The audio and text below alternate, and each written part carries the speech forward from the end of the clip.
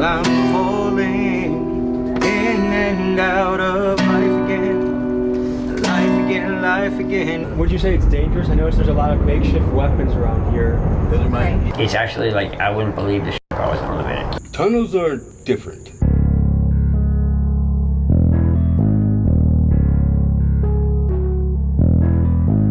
Ladies and gentlemen, today we're in the hellhole of Las Vegas to go deep underground, to visit people that live there. Some people are on the run, some people just like to live there and be out of society. Let me just say, I am nervous. I'm a little bit nervous. These are people that anything can go down. There's probably gonna be machetes, knives. We're going down to explore. I have some special guests with me today. They're tagged in the description. We're here with Ethan, we're here with Colin, we're here with Lucci, we're here with Tyler. And how are you feeling right now? Well, a little nervous. I was feeling nervous till you pulled up, and all of a sudden I'm ready to go. Like, I don't know what it is, but we got a crew here. I'm not too afraid because we got 6 guys if anything goes down. I'm slightly scared, I'll say that, but I'm ready to roll. What are the biggest dangers or things that we have to be aware of, you think, going into there? Drug addicts attacking us pretty much at this point, you know what I mean? What percentage of them do you think have weapons? Oh, About 90% of them. Yeah. I think it's probably, you have to survive down there. Yeah. Woo! I mean, the biggest thing we gotta think about is we're walking into their home. They live here. Yeah. So we have to be respectful. We don't want to film anybody that doesn't want to be filmed. So guys, what is the game plan now? So there's a few entry points we have. We got one right here. We got one right there. We just want to reiterate that as we roll in here, there might be times where the audio is on but the camera is down and you can't see what's going on. We're only going to film if people say that they're open to it. We want to make sure we're respecting their privacy, respecting their story. Hey, look, we got it. Let's go. The kind of scary aspect of this is you just have no idea what you're walking into, no idea what's around the corner. I'm a documentary filmmaker and we're just getting people's stories. Are you looking to share a little bit about your story? Are you guys sure there's even people down here? It's too clean. You guys hear that? It sounded like someone yelling. We don't know if someone's yelling. This is a place where it's easy to get spooked by the slightest sound. This is the bath situation down here. If you want a fancy jacuzzi in Las Vegas. Hey, it's moving. Hey, should we go down there and talk to him? Yeah, there's somebody here. That's what we're here for, huh? So we have a suspicion that there's a person just up around here that's aware we're here. Guys, let's just be very calm and relaxed. It's that can right there. No, because we weren't even shining our lights on. Oh shit, yeah, you're right. That's a fucking weapon. That's a weapon. Oh my gosh. So this is what we're up against, folks. Someone might swing this jagged thing into your neck. We try another tunnel. This is too clean. There ain't no homeless in here. Homeless are not this clean. Hello. Sorry to bug you. Basically, we're just looking to hear people's stories, give them a few beers and bucks, and... Oh, 2 beers. I'll do it in 20 bucks. Let's do it, man. Hey, sir, are you a wrestler? Yes. Nice, I like the singlet, man. Yeah. It's a sleeping thing. Wrestlers are some of the most badass dudes on the planet. That's marijuana. All right. I'm Tommy, and I'm here with... Travis. And tell me just a little bit about your story, how you ended up here. I was born here. Born in the tunnels. No, I was born by New Orleans. I wasn't there. I was told about it, but she was a prostitute. Anyway, Mom came down here to be with the guy that met on the internet. I didn't want her by herself. My dad died, so I came down here with her, and it went bad like I thought. So what is it like down here? Is it peaceful? Is it chaotic? It was very peaceful. The only place I feel safe. I've had an apartment before, and I actually came back here to sleep, so I couldn't sleep in real life no more. So what do you do? What's your day-to-day life? Well, besides sleeping until I want to. When all this goes bad for the society, all of the grid falls, the only ones that are really going to survive are the people that are built to survive. So I imagine when all y'all are gone, I'll still be here. What do you guys do when it floods down here? We went down about 8 miles and about this much headspace. This is the fourth time I went down in 9 years. You all right, huh, babe? We'll have a ride. Thankfully, he knows the tunnel's flowing up. Water is coming up. Yeah. Really? In the middle of that, I asked her to marry me. If you survive. You're a romantic man, huh? Yeah. Yes. You guys know a lot of people around you that live in here? Are you guys kind of a community? There ain't nobody else allowed to live Nobody here. lives on the Okay. Her safety means everything to me. I don't let people live in here. You can go anywhere you want to. There's nobody living here. Would you say it's dangerous? I notice there's a lot of makeshift weapons around here. Those are mine. Those are yours? Yeah. What's your favorite weapon of choice here? Well, my double-headed axe up here. But if you look right here, I just got done with a sword. You're like Sir Arthur. Holy cow. Have you ever had to use this? No, that's the days I don't want to fight. Can you tell us a little bit more about your story and how you got here? I came out here like a year and a half ago from Florida. What were you doing out in Florida before you came here?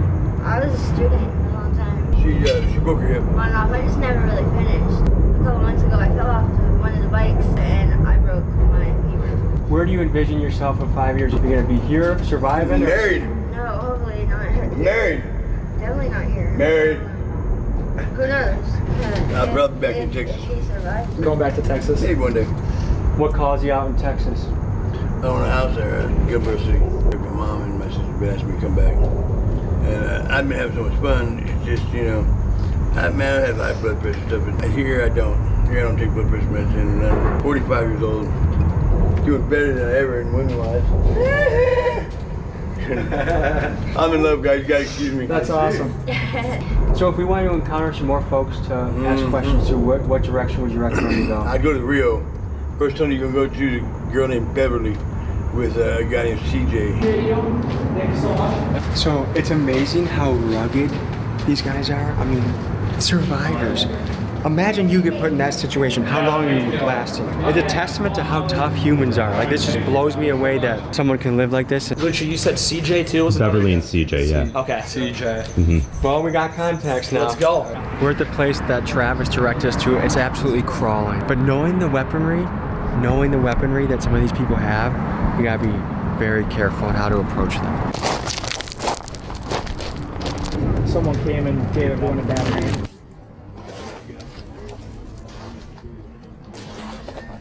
Sir, you mind if I sit next to you and ask you a couple of questions? If that's what you want to do. Just about the tunnel people of Vegas and telling your guys' stories and kind of figure, you know, only getting people that want to be on camera, film. Yeah, I told them that way. Nice to meet you. Nice to meet you, Glenn. So what's the community like here? Pretty crazy right now. Yeah. Really? Why is Yeah. that? It's a lot because there's a lot of people. Do you want to explain how COVID made the situation either better or worse? Oh, much worse. Really? 5 times. What do you think that was? I'd say probably the jobs and everything. Yeah, absolutely. How many more people are here now than before COVID? Like 5 times more. Really? Oh, absolutely. Wow. And is that affects every one of you because there's less room and less Sure. resources? Yeah. Wow. Absolutely. And a lot more fights and craziness, huh? It's Beyond ludicrous. that, yeah. The city's kicking you guys out? Metro. So the city's trying to get people out of here. Yeah, they said we got to clean it up and find another place to go. I know they're kicking you guys out, but do they treat you with respect? Absolutely, yes, they do. Really? Yeah, and they won't take you to jail unless you got warrants. If you got warrants, you go to jail. I mean, they haven't even been writing us tickets since COVID. So what does your day-to-day life look like? Pretty, pretty rough. It's actually a lot harder being homeless than you think. It's a job and a half. It's harder than a job. So what are your main tasks you have to worry about during the Water, food. How do you get your water? Through a water spigot. Oh yeah, we're gonna go down this way. Yeah. You want a tour, right? Sure. Yeah. I'm gonna show you guys the art gallery. You guys got lights? So do your eyes adjust to this? Yeah, it takes a few minutes. So how often do you have to be worried about your safety living down here? Every day. Every day? Every We've day. seen some of the weapons people have here. It is crazy. Yes, it is. So what does it take for someone to threaten you with a weapon? Like what is it? Are people pretty aggressive or are people pretty peaceful? No, they're peaceful. It takes a lot for something like that to happen. And does almost everyone know each other around here? Yeah. A good 100 people in just this little area. Is there any sort of hierarchy or leadership to who runs there? Not no more, no. There used to be? Yeah, kind of a little bit, yeah. What was that like?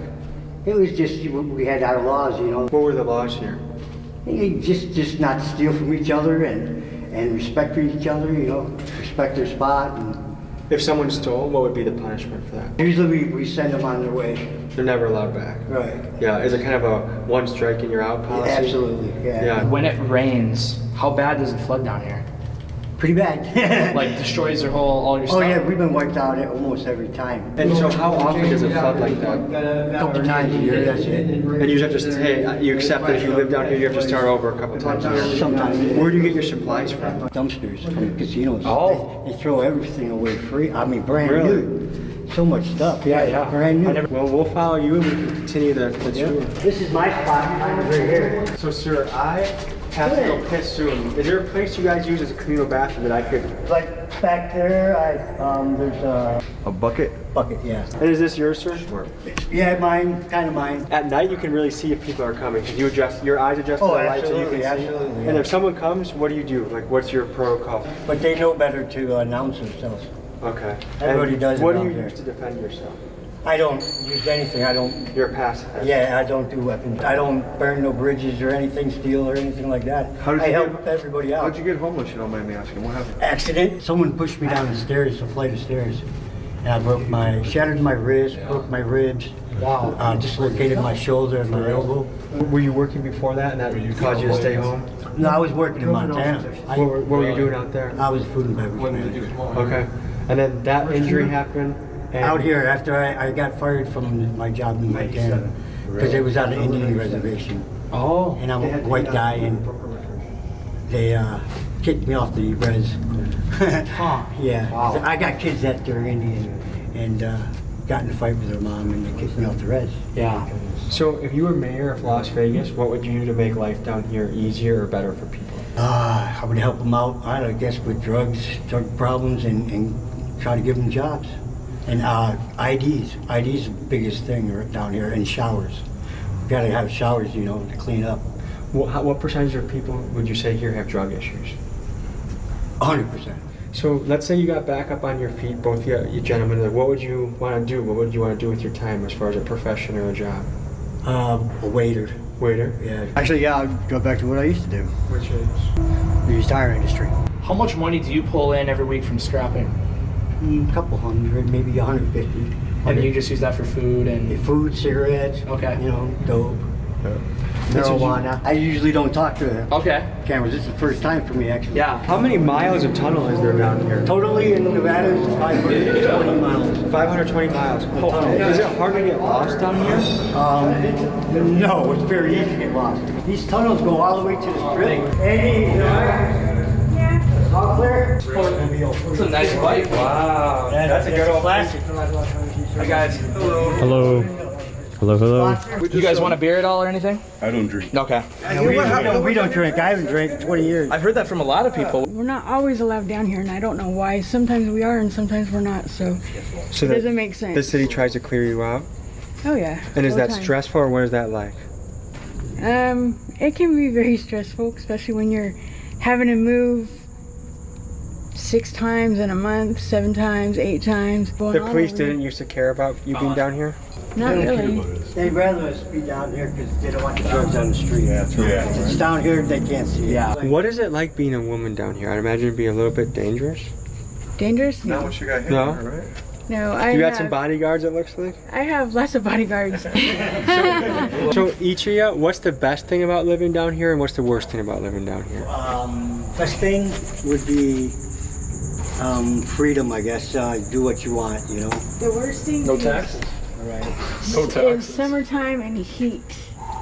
Oh, no. When you don't have anywhere else to go. What do you think is the best and worst part about living here? Tunnels are different. You hear everything in tunnels. Every sound, every echo and stuff like that. It's not bad, if you're used to loud, traffics or airplanes or stuff like that, you'd be all right, but mostly it's light. You ain't got no light down here. And rats. And mosquitoes. Rats and We don't got rats. Oh, we got a cat right over there. That's my baby right there. I noticed you have a tarp hanging at the end of the tunnel. If you zoom in over there. So what is that for? It's the United States flag. We're all Americans, man. God made us all equal, but He made us look different. Yeah. We breathe the same air, we bleed the same blood, and we all die the same. We're all supposed to be like brothers and sisters, but society forgot about that. They listen too much TV. People say this, people say that, and they're just going with it. If they really want to look at this world is beautiful, man. Would you say you're here by choice, or is it you don't have an option?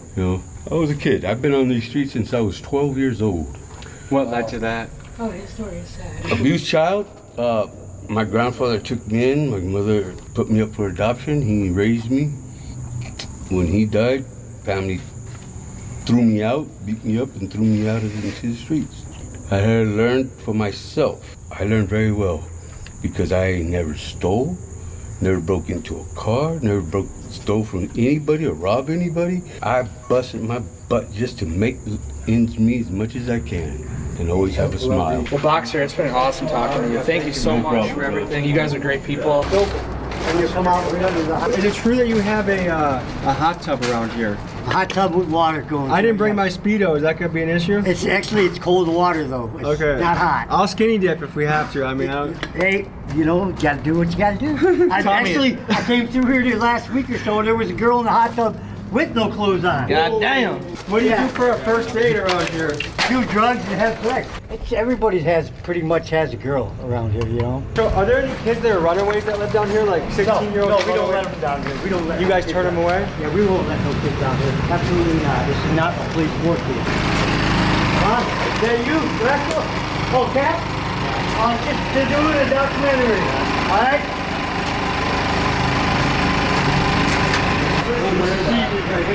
This is Caesar's Palace? Yeah, you're gonna see who's up there. Jerry Seinfeld and Cher. Come over here, it's not deep. We have to decide if we want to walk through sewage to see this hot tub or not. Hey, like the guy said, we're all Americans down here. So, baby, I love this country. I don't like the politicians. I don't like the government, but I love this country, man. Hey, so how did all this stuff get down here? That's from the flood. It's a scrap metal, it's all washed. It rains, the water comes like 2 feet deep, and it washes everybody's spots away, their camps. And this was all stuff you gathered? That's stuff that people had, yeah, and they lost. So I heard you're taking us to the luxury suite over here. Can you show me the hot tub? Yes. Let's go. Luxury suite. In the summertime, this is nice. It's hot down here. It's been tested and everything. You don't want to drink it. Is this where you take women for date nights? You got it, buddy.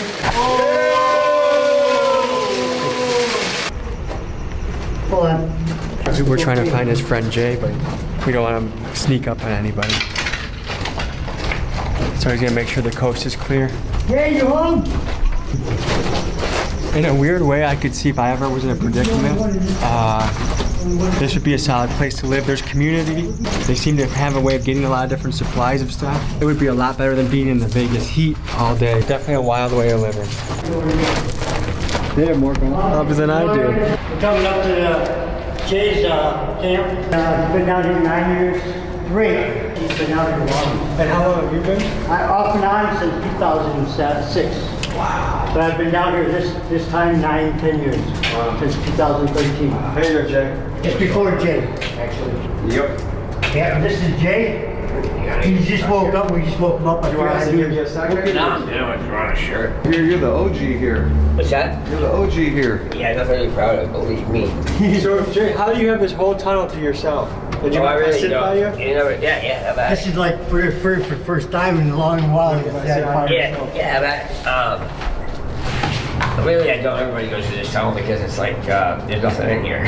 So, Jay, can you tell a little bit more about your story? I'm stuck homeless because I moved out here on a bus. All my luggage is stolen. All my ID is stolen. I filed a police report. I can't get an ID with no ID. So, Glenn mentioned you'd been shot at one point? Yeah, I got shot in like 2003. I stole my car. I shot my head. I still have a 45 caliber bullet lodged in my brain. I was in the hospital for 11 months. Were you in a coma? Yeah. They airlifted me from Elliott Hospital in New Hampshire to Mass General.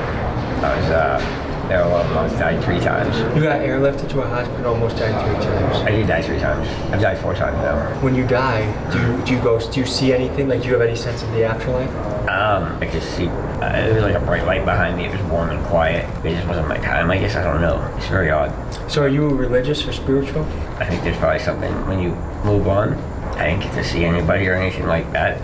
What is the best thing about life here, and what's the toughest thing about life here? I can't say there's really any best things of life here, no. The toughest thing of life here is probably when it floods, getting out of here before the water comes, because not this last flood, but the one previously, the water went from a foot deep outside to like 4 feet deep outside in probably 5 to 10 minutes. And what'd you do in that situation? So you're screwed. I mean, if you're in here, you're dead. That's just God's honest truth. You'll die. Were you worried about dying then? No.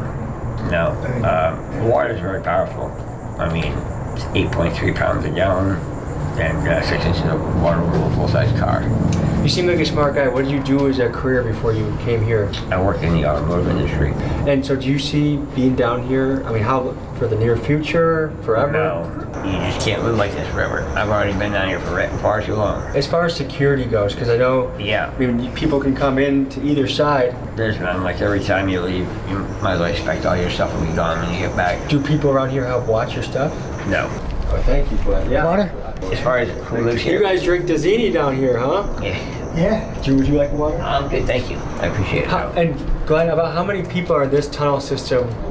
15, It depends. 20. When I moved into a tunnel here, it took me like 6 months to get into a tunnel.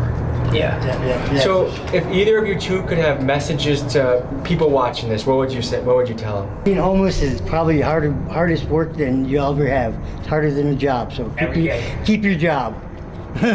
Don't want to become homeless, that's for darn sure. Because it's very hard to get back up on the streets. It's very hard. Once you're down here, you got to have somebody behind you, family member or something, someone that cares. Yep. And it's hard to come by. What would your message to the people be? Once you get labeled as homeless, you're basically screwed. It's guilt amongst association. Like I have written on the wall over here, I hate being hated. Up there, I hate being hated by almost everybody for what other people do. Like not all homeless people are bad. They think we're all bad and we're not. What percentage of homeless people is it that you think that give you the bad reputation? Is it 10% that steal? A little bit more than that. Yeah, I'd it's a say lot. probably about 30%. A lot. 40%, yeah, maybe half. But there is a lot of good people down there. It's just sad because there's a difference in surviving and then, being a dick. You have to fight every day to survive. It's hard to get water even because people won't even let you get water. How do you get water? I get water actually from Subway, but it took me years to get okay with them. Like there's homeless people go there and steal stuff. It's just disgusting, man. I mean, I see their side of the story too. I was just wondering how being down here has affected your mental health. Well, I can tell you what, I mean, I see a lot of things differently. It's amazing how much your average person will waste. You'd be shocked at what people throw out Can I on say your something on that time. note? Yeah. I just did a year in jail for 2 trespassing tickets. Yeah. Because I had 122 prior trespasses. Yeah. And that's from just them writing tickets so I could go get like help, resources and stuff. They said, you won't get in trouble for it or anything like that. Here the judge looked at it that I couldn't stay out of trouble and gave me a year in jail for trespassing. Once you become homeless out here, you have zero rights. Doesn't matter what Without you help from somebody out on the outside, it's impossible. And my family's all passed. I have nobody. It does get discouraging. I mean, So, just to hear you guys both right, unless you have family that can help you out of this, you're pretty much stuck. Yeah, right. My family won't help me out. Yeah. They told me to go to a shelter and get my shit together. Did you burn any bridges with your family? Not really. I've never done nothing to them or anything like that, really, no. What do you think makes them not willing to help you?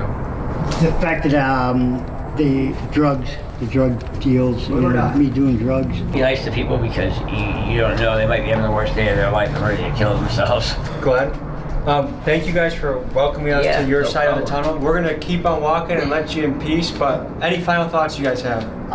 No, but there is a couple people next door. They said they'll talk to you. They're the younger ones, and they're really interesting people, actually. We got a gentleman with a guitar. Let's hear a song. Well, I'm falling in and out of life again, life again. I'm falling in and out of life again. Check it out. So why's my life so hard to grasp? But hold up, been seeing shit the bitches never fucking told us. Society, they ain't never showing me no love. So every night I look forward to getting towed up. Turn to drugs, just trying to get my mind off. Shit that clouded me, so took a little time off. I don't know why this shit happened to me, but it did. Shit happened to me ever since I was a little kid. Damn, that was good. I love that chorus too, man. Appreciate it. What are the supplies you need most right now? Food. Water. Shower. That's exactly. I mean, do you have no idea how far the toilet and the shower goes? Yeah. That's the real talk. The toilet and the shower. Yep. It's hard to get out of this hole once you're in it. Chamber King says Vegas wants homeless people out of sight and out of mind. I've been arrested so many times for shit I haven't done. We are called undesirables. We are not people to them.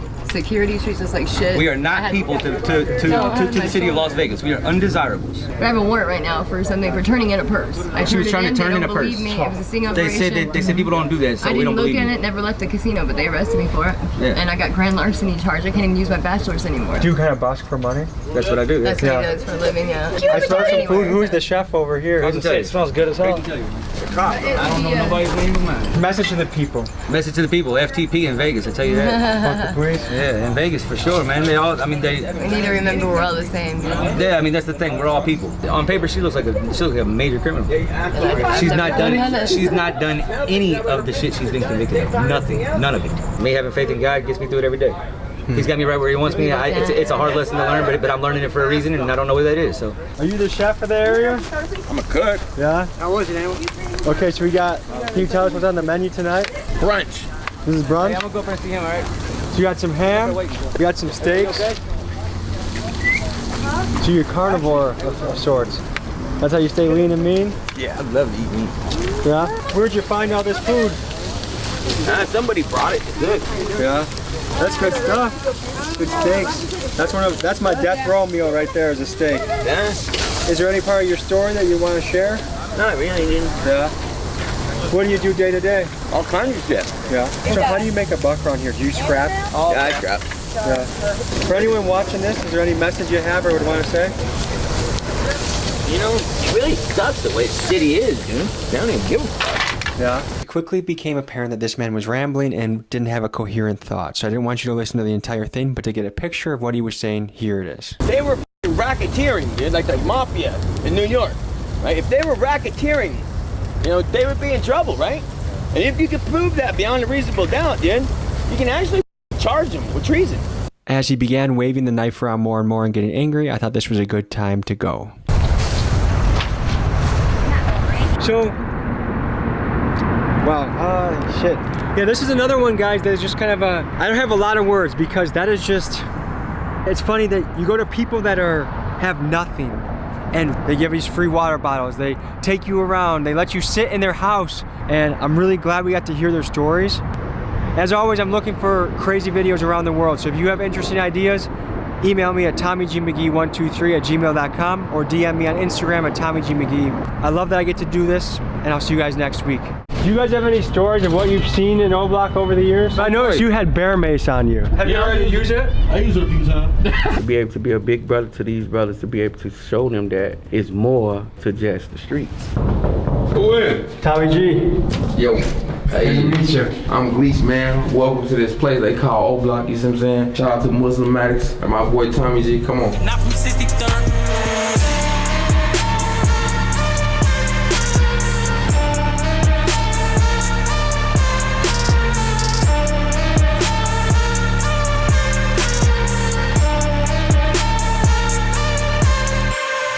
Do you think you ever want to go on a pilgrimage to Saudi Arabia? I'm going to Saudi Arabia. You are? Man, I'm going to Mecca, touch the Kaaba, all that. Yeah? Yeah, I'll be there.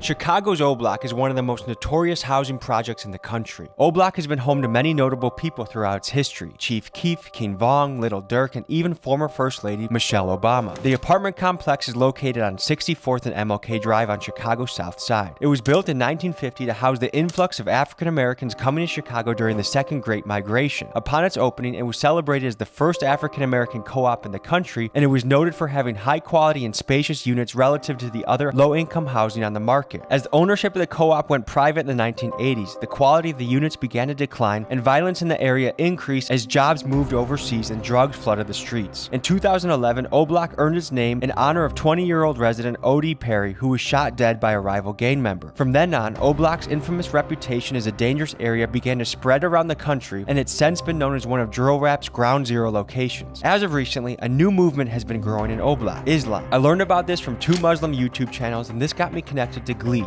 an O-Block Muslim spreading the word on his faith. It brings the question, is this the movement that can bring peace and safety back to the area? Let's hit the streets and explore this more. More money, more problems, bitch, I ain't tripping cause I want it all. My head has been robbing, my head has been trapping, trying to get the shit off. Folks, we're on our way to the notorious O Block to explore a very interesting story that's been developing, which is a large conversion to Islam by many of the residents. And I'm curious to discover the impact Islam is having on O Block, because to me, you know, you might disagree with a lot of things about religion, but I do think religion gives you the old school values that people can agree on, like don't steal, don't covet, don't lust, things that can guide your life and are solid advice. I grew up in a really religious family. I attended a mega church when I was a kid, Willow Creek, South Barrington, an enormous place that they literally have a shuttle bus from your parking spot to the front. That's how big this church is. While some Bible stories I find helpful or meaningful, a lot of the Bible is hard for me to, especially the Old Testament, is really hard for me to like or enjoy or see why anyone would subscribe to it. But as a kid, I always saw my mom was deeply religious. Like she spends every morning reading the Bible, studying, and she's a cool Christian. Like she's someone I can go say, hey mom, I just went to a jungle in Ecuador and I did ayahuasca. She doesn't judge you for it. I really love my mom. She's one of my best friends because I can tell her anything and she doesn't approach me with judgment. I think there's a lot of value in good religious people in a society. I don't know a ton about Islam, so I'm intrigued to learn more. Also, when you mix O Block with it, man, this is an interesting story coming fresh off the press. So we'll see you when we get closer to O Block.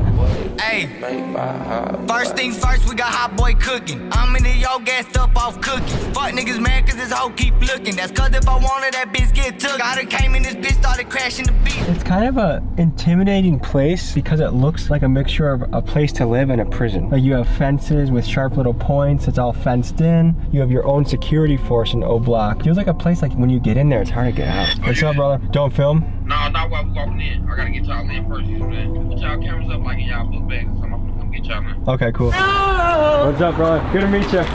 Tell us where we are right now. Man, we going right here on Kings Drive. That's O Block across. That's where we finna go. Let's give you the backstory on Gleesh. Little did I know that he was one of King Vong's close friends, and he even had a song named after him called Gleesh Place with 23 million views. This is a track about home invasions and robberies and features a story where King Vong hit a lick for $50,000 and went straight to Gleesh's apartment with the loot, whereupon Vaughn and Gleesh had a discussion about buying cars and guns with the proceeds. Ran to the fifth floor. Now I'm in Gleesh Place.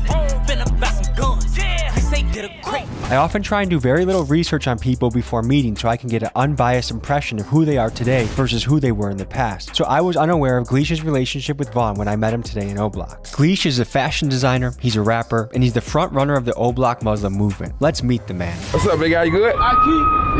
Yeah, that's my uncle. He was telling me he had some brothers in Parkwood. Yeah, I'm duty law. Tell us what you got on right now. That's new attire I haven't seen yet. Oh yeah, I got my throw on, my Muslim throw, my kufi, my Muslim chain. Was it hard to start rocking that? Because that's not typical outfit in this area. I had to get used to it. Do people ask you a lot of questions when they see you wearing that? Yeah, they think it's a dress. I don't take that lightly, but it's a throw. Yeah. What percent of people around here you think know about the Muslim movement? 2 billion Muslims throughout the world. It's arguably the biggest religion in the world. Yeah, I'm duty law. How long have you been involved in it? Like 2-3 years. Okay. Right now it's Ramadan, right now. How you feeling? I'm good, but I can't eat or drink. I knew guys on my wrestling team that were Muslim wrestlers, and so they would go an entire practice without eating or drinking, and that takes a lot of discipline. Yeah, it takes discipline. It's really a man thing. Man over matter. Last time I was here, the security here is pretty tight. Yeah, they tight right now. They real tight. So does that mean that O Block has gotten safer? Everywhere, all the same. It's just they got to tighten up their security, so that's the type of stuff they do. This arguably could be the most notorious project in the entire country. Is that a bullet hole right there? That's a bullet hole, but it's natural. You go somewhere else, bullet hole. Happy Ramadan. How are you? What does Ramadan mean to you guys? I mean a lot of things. Not just eating and drinking. Be nice to other people. Yeah, he's one of the guys I look up to too. He makes sure I'm good. You feel me? You have to care for other people. They teach you that there's a lot of people on earth that don't have no food, no drinks, nothing. So you have to think about other people before you think about yourself. Yeah, alhamdulillah. Are there any Arabic words you could teach the audience? Alhamdulillah is the best. Shukran, thank you. Yeah, how did you get the name Gleesh? I've never met a Gleesh before. Look. Big Vaughn. They just call me Glee. They just made the name. Okay, I'll run with it. Is Vaughn looked at as a hero or a villain? Vaughn is a hero. Yeah. Everybody always looking at somebody bad. He a hero though. Because some people love him for who he was as a rapper. Some people are like, that guy was a serial killer. Nah, he ain't no killer at all. That's a good guy, man. He made everybody really start loving each other. I didn't realize Gleesh and Vaughn had been close friends when I asked this question, but let me give you some background as to why I asked about Vaughn. By many within O Block in Chicago, Vaughn was heralded as a rap hero who broke out the mold of poverty and launched himself into superstardom. Got a drop on this flexing nigga. He can His lyrics stood out for both his fantastic storytelling ability and the extreme violence of his words, but some suspect his rapping was more than just storytelling. In fact, YouTube's premier hip-hop historian Trap Lore Ross has a detailed and exhaustive 3.5-hour analysis proclaiming King Von to be rap's first serial killer, and King Von himself literally put out tweets like, "Man, I'm just trying to kill, and I can name 5 GDs I done killed." All this aside, I wasn't here to speak with Gleech about King Von or violence from the past. I was here to learn about his story and about the spread of Islam through Oblak. Did he hit the cameras now? Hit the cameras. So we walk in. So we get past security. We're in the fortress now. It's not easy to get into Oblak, huh?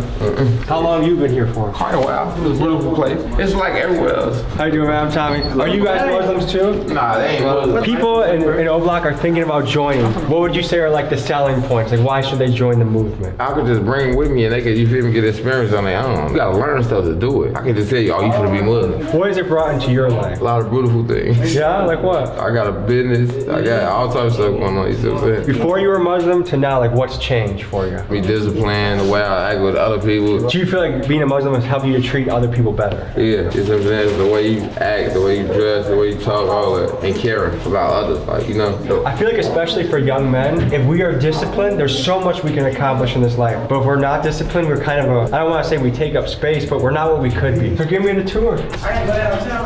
to Louis. Okay. You guys are going to Lululemon? Nah, he going to Louis V, man. You come from like more of the rap world. Materialism is a high priority, like Gucci bags, Louis bags. What does Islam think about all that? I mean, it's alright, bro. I don't want too much care for that.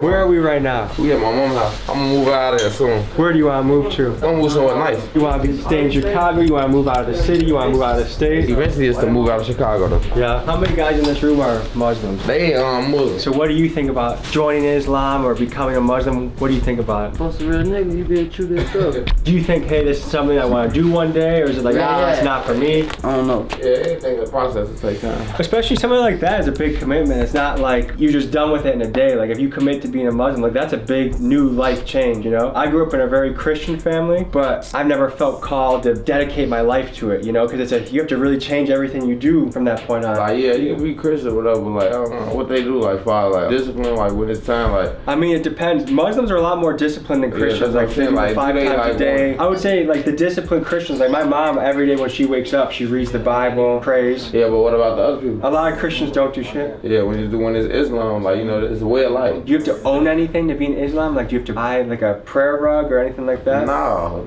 I got a couple of them in the room, though. Yeah? You want to show us? Yeah, it's one it's a deuce on. What happened in your life that you're like, this is what I want to do? The discipline, I was just doing a lot of stuff. I didn't want to, it just made me get on everything I was supposed to get on, like, as far as my business and all that. How'd you hear about it? Really, Von uncle. Yeah, King Von's uncle? Yeah, King Von uncle, then my other brother Sadiq. He been around since we was little, you know what I'm saying? Is he from Oblak too? Yeah, he's been around for a while. Do you think the FBI knows about, because I know Muslim groups in the past, like when Malcolm X, Elijah Muhammad, they had their eyes on that shit. Have you guys ever been visited by like any FBI guy asking about Muslims?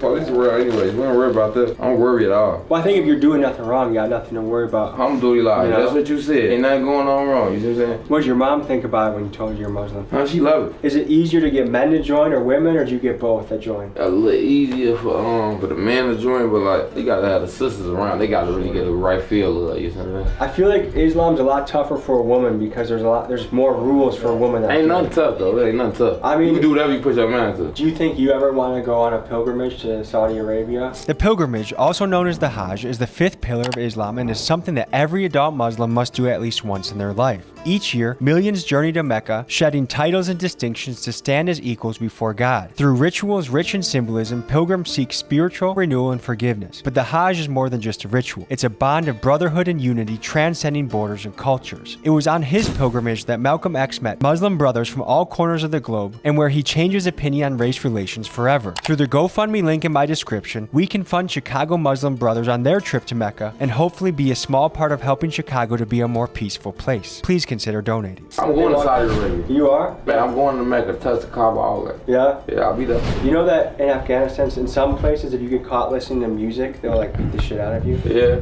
That's pretty insane, isn't it? That's in the city. That's how it is. So people that aren't from here aren't hip to this. Explain that. Break that down a little bit more. Don't go in the wrong area and listen to the wrong stuff. In reality, you can listen to whatever you want to, you know what I'm saying? Just with the windows up. There's some music I listen to that I listen to with the windows up because I'm a little embarrassed if someone were to hear me. You guys ever heard of Creed before? No. You're either gonna love this or hate this. I'm gonna just show you a little sample. I'm gonna play like 10 seconds of a song. You tell me if you rock it. Like, You're just chilling in the car, driving home from the club. You guys feeling this at all or no? No. Charlie Sunday playing the mom. didn't even know. We were just in New York and it's the same thing, where you can only listen to certain guys in certain areas, otherwise it gets treacherous really quickly. Yeah. A lot of songs would be like a lot of disrespect towards other people, neighborhoods, you know what I'm saying? So you wouldn't want to go in this area and play this. What do you guys view as the impact of drill music? Good, bad, in between? Whatever the narrative the person take with it and they run with it, that's on them. We don't really too much care about that. You can't change that. As a Muslim, do you feel like you can go to any neighborhood and you're okay? Like, does that give you more of like a... Nah, you always gotta tie the camel up. Don't never get me wrong. And what I mean by that, you don't just go doing stuff you naturally don't do. So how do you think Chicago would change if a lot more people became Muslims? We can stick together like an iron fist. We can get what we need and what we want, and everybody can be all right. So unite the people. Exactly. Anytime there's a movement of people that get united, whether it's MLK, JFK, Malcolm X, somehow that leader gets taken out. You know what I mean? It's the government. I don't really worry about that because it's like, it's no point. Like, all we doing is good stuff. But the government fears when people unite. Let's explore how the FBI has historically responded to black political movements. Let's take you back to the 1960s when the Black Power movement was sweeping through the United States. This originated as a militant response to the slow progress of civil rights reforms on a national level. The rise of the Black Power movement alarmed the FBI. Under Director J. Edgar Hoover, the FBI viewed the movement as a threat to national security. Through a counterintelligence program called COINTELPRO, a series of covert and at times illegal activities were used by the FBI to infiltrate, discredit, and disrupt black activist organizations. On December 4th of 1969, the aggressive tactics of COINTELPRO culminated in a tragic and controversial event, the assassination of Fred Hampton, the Black Panthers' Illinois chairman. In coordination with the Chicago PD, the FBI orchestrated a pre-dawn raid on Hampton's apartment. Based on detailed floor plans of the apartment provided by the FBI informant who had infiltrated the Black Panthers, law enforcement executed the raid while Hampton was asleep. Armed officers stormed the apartment, and in the hail of gunfire that followed, Fred Hampton and fellow Panther Mark Clark were killed. Forensic analysis later revealed that most bullets were aimed at Hampton's bedroom, and evidence strongly suggested that Hampton, who had been sedated by barbiturates likely slipped in by the informant, was shot at point-blank range, ensuring his death. The official narrative initially claimed that the Panthers opened fire on the police, provoking a defensive response. However, subsequent investigations and outcry led to a different understanding. The raid had effectively been a targeted assassination of Hampton. Their deaths were not just a loss to the Black Power movement, but a devastating blow to the wider civil rights movement, and just one of the many examples that symbolizes the extreme measures our government is willing to take to suppress black leadership and autonomy. Whatever's gonna happen is gonna happen. I'm on the right path, and the people around me is on the right path, so we don't worry about that. Inshallah. What's important to you guys?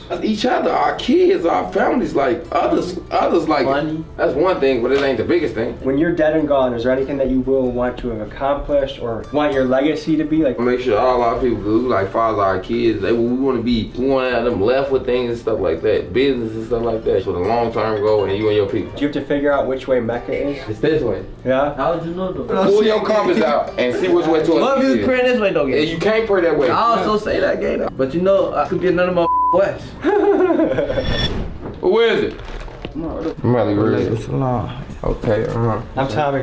What's up? Tommy G, my boy. Nice to meet you, man. I like the throbe too. I appreciate it. How long have you been rocking the throbe and being in the Muslim? I've been Muslim 2 years. What happened in your life that you're like, this is what I want to do? By me being younger, I was forced to Christianity. But I only used to like the music at church. One of the brothers had talked to me, I had a conversation, and I was engaged in it. But before I even converted over to become Muslim, I was looking into it. Before I get myself into something, looking into it, you know? And it caught my attention. So when I finally took my Shahada, opened my eyes to a lot of greatness. What is the Shahada? The Shahada is basically you converting over. What does it take? Like to do a Shahada, is it just like a statement out loud, or what do you have to do to? Yeah, you basically at the end of service, Juma, to recite it in English and Arabic. What kind of church, when you were in Christian church, was it a Baptist church? Yeah. How long was that service? 1 hour, 2 hours. Because in Milwaukee, I went to a few different Baptist churches. They would take like 3 hours, so I had to retire. That was too much for me. Yeah, it'd be a long By like an hour in, dude, I'm like, I just want to get up and like start moving, start doing push-ups, start running around. And they just kept going and they kept going. It just opened my eyes up to a lot of things that I really truly believed in. Because it's hard for me to get to believing in a lot of stuff. No disrespect to no Christians or nothing. I felt that certain things that was in the Bible wasn't describing the picture that they was trying to make. Is there anything you had to leave behind when you became a Muslim? Like anything you had to stop doing or do differently? Like now, it's month of Ramadan, I had to leave a lot of habits, a lot of bad habits. I had to stop eating pork. A lot of favorite candies I can't eat no more. Everybody around you, they your brother. That's one thing about Muslims. They ain't trying to knock you down. They ain't trying to down you or none of that. You see what I'm saying? No one's bigger than no one. You feel me? They treat you like brothers. So question for both of you is like when you did that publicly, did you feel anything in your heart immediately after? What was going through your head right after you did that? Man, I just burned it over. Like, man, crazy, man. I felt loved, even around a bunch of people I didn't know. What did your family think when you went back home and told them what happened? It was surprising, but they loved it. Depending on how I'm feeling, I might just go get a couple, take about 50 people some food or something. Just how I'm feeling. Is giving back part of Islam? It's beautiful. I really do it on a regular, like, you feel me?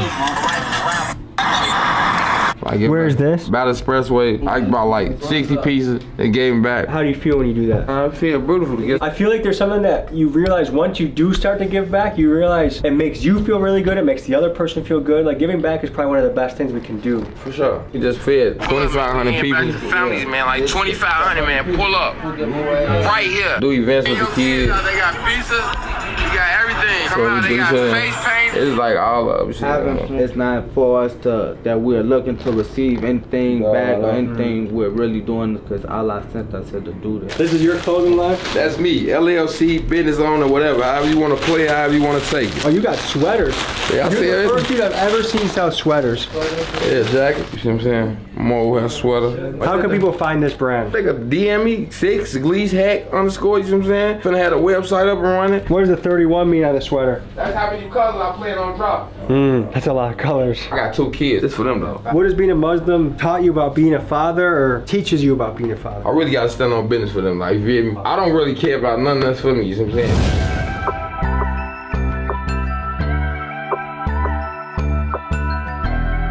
Over time as you've grown up here, gotten better, worse, different, what's changed?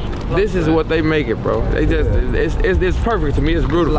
And it's not what they think it is or what they say, bro. Yeah. So what are you gonna eat tonight once you're done with your fast? It depends. I might go to the mosque to break my fast, but if not, it's easy. You know me, I still eat regular stuff as long as it's not pork or nothing like that. So we're leaving O Block. Where we head next? We're going to the master, man. Undisclosed location. I ain't gonna tell y'all that, but y'all gonna see when we get there. This is not an easy place to come in and come out. As you can see, look, they got this on lock. You gotta show an ID, you gotta go through a checkpoint. This place is on lockdown, man. Do you guys have any stories of what you've seen in O Block over the years? These the best people y'all need to run to. Y'all don't run to my people them. No, look, they make sure everything's secure. But I noticed you had bear mace on you.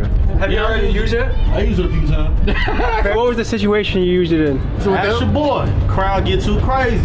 Crowd control. Well, we be getting What, you want me to ask any questions? No, I want to be right here. We can't be right here long too long. Like statistically, if you want to be involved in violence, it's usually late night, it's usually alcohol, and it's usually people that know each other. So if you don't cause any issues, it's probably going to be rare that someone's going to try and cause an issue with you. O Block is no different, but... O Block is so bad, like that. Is it? Yes, O Block so bad. What makes you say that? We had fights. There's a lot of fights here? Yes. How often do fights happen around here? One right at the, some at the park. Yeah, the park. They shoot at the park so much. A shootout? Yes. What is that like? I don't know. I don't know. How old are you? I'm 11. 11? I'm in 8th grade. Oh, 8th grade. And what's 10 times 10? 100. Okay. 20 plus 20? Yeah. You tell me. 40. 40? Hey, keep studying hard, all right, brother? Okay. Have a good day, okay? Okay. We're hopping the car. We're gonna follow them to the mosque.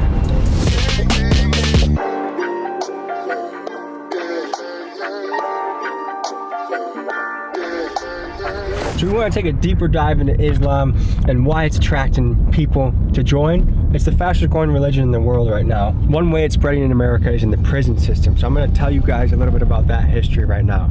Since World War II, Islam has steadily grown throughout the US prison system. The Moorish Temple and the Nation of Islam are the two primary forces behind this movement. Much of the momentum came after Nation of Islam leader Elijah Muhammad and around 100 other members of the group were sentenced to prison for World War II draft evasion, and in their time at prison, they began to spread the message of Islam. Through the 1960s, Islam continued to spread through the prisons. The two main factors driving this was the increase of incarcerated black men and the empowerment and popularity of the civil rights movement. Furthermore, the 1962 court case Fullwood v. Clummer ruled that incarcerated Muslims had a legal right to practice their religion. The increase in prominence of Islam did come with challenges, however. Many Muslim prisoners were denied by guards the ability to spread religious literature and the ability to meet and conduct religious services. In one such case, Cooper v. Pate, refusal of access to religious texts in Illinois Stateville Prison was ruled unconstitutional and a violation of the freedom of religion by the Supreme Court. These challenges would increase following the September 11th attacks. The U.S. Bureau of Prisons froze the hiring of Islamic chaplains following the attacks in an attempt to reduce radicalization among the inmates. Today, Islam is the fastest growing religion throughout the U.S. prison system, with an estimated 80% of imprisoned converts becoming Muslim and an estimated 35,000 to 40,000 converts coming every single year. One of the appeals of Islam is that the structure and brotherhood of the religion is an attractive alternative to the danger and chaos of the streets. I always recommend 3 biographies to people: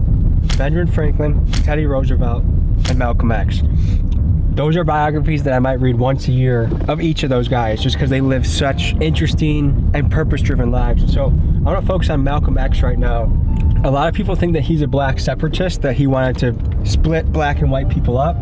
And for part of his life he did when he was in the Nation of Islam. Then he went on his pilgrimage to Mecca and he saw white brothers from Chechnya, he saw Middle Eastern brothers from Syria, he saw people from all across the world, and he realized we all are one, we all can be brothers. He died tragically just as his career was taking off, and I think it could have made a positive difference. Let's cover his assassination. Malcolm X is one of the essential characters in the story of the Black Muslim movement. He was born in 1925 and his life quickly became hectic. When he was 3, his family had to move from Omaha because of threats from the KKK. When he was 6, his father's bizarre and tragic death convinced Malcolm it was the work of white supremacists. His father's death drove his mother to insanity and led to her becoming institutionalized in a mental hospital. Malcolm began to find trouble as a juvenile, and his criminal activity led him to become a ward of the state by the age of 14. He was assigned to a boarding school under the supervision of a white family. At this boarding school, he excelled academically and socially, and he developed aspirations to become a lawyer. However, his English teacher shot down his dreams and told him that as a Negro, he should set his sights lower on things like becoming a janitor or carpenter. Experiencing a massive frustration with the white world he felt limited by, he moved to black-dominated Harlem and began a life of crime. He and his friend Shorty ran a burglary ring, and he supplemented his income with pimping and selling reefer. Outside of crime, he became well known around town for his dance moves, his zoot suits, and he tore up Lindy Hop dance clubs. Eventually, he was caught for his crimes and sent to prison. It was here his life changed and he discovered Islam. He joined the Nation of Islam and educated himself in prison by reading every book he could get his hands on. And in doing this, he emerged as a powerful and influential leader. From the time he was released in prison in 1952 to 1960, he helped grow the Nation of Islam from 400 members to 40,000. As a prominent figure in the Nation of Islam, Malcolm X advocated strongly for black empowerment and self-sufficiency. Nation of Islam leader Elijah Muhammad handpicked him as his right-hand man and sent him around the country to give speeches, rally up the troops, and grow numerous mosques. His compelling speeches brought him national attention, and his views often sparked controversy. His growing popularity eventually led Elijah Muhammad to feel threatened, and this later led to Malcolm leaving the Nation of Islam in 1964. It was then that he went on his pilgrimage to Mecca, where he met Muslim brothers of every color across the globe. And from this, he returned with a new understanding of race relations and a commitment to racial equality and harmony. Malcolm X's life was tragically cut short in 1965 when a Nation of Islam member assassinated him. Many believe that the FBI had a hand in this. He remains a key figure in the fight against racial injustice and is a widely celebrated black hero.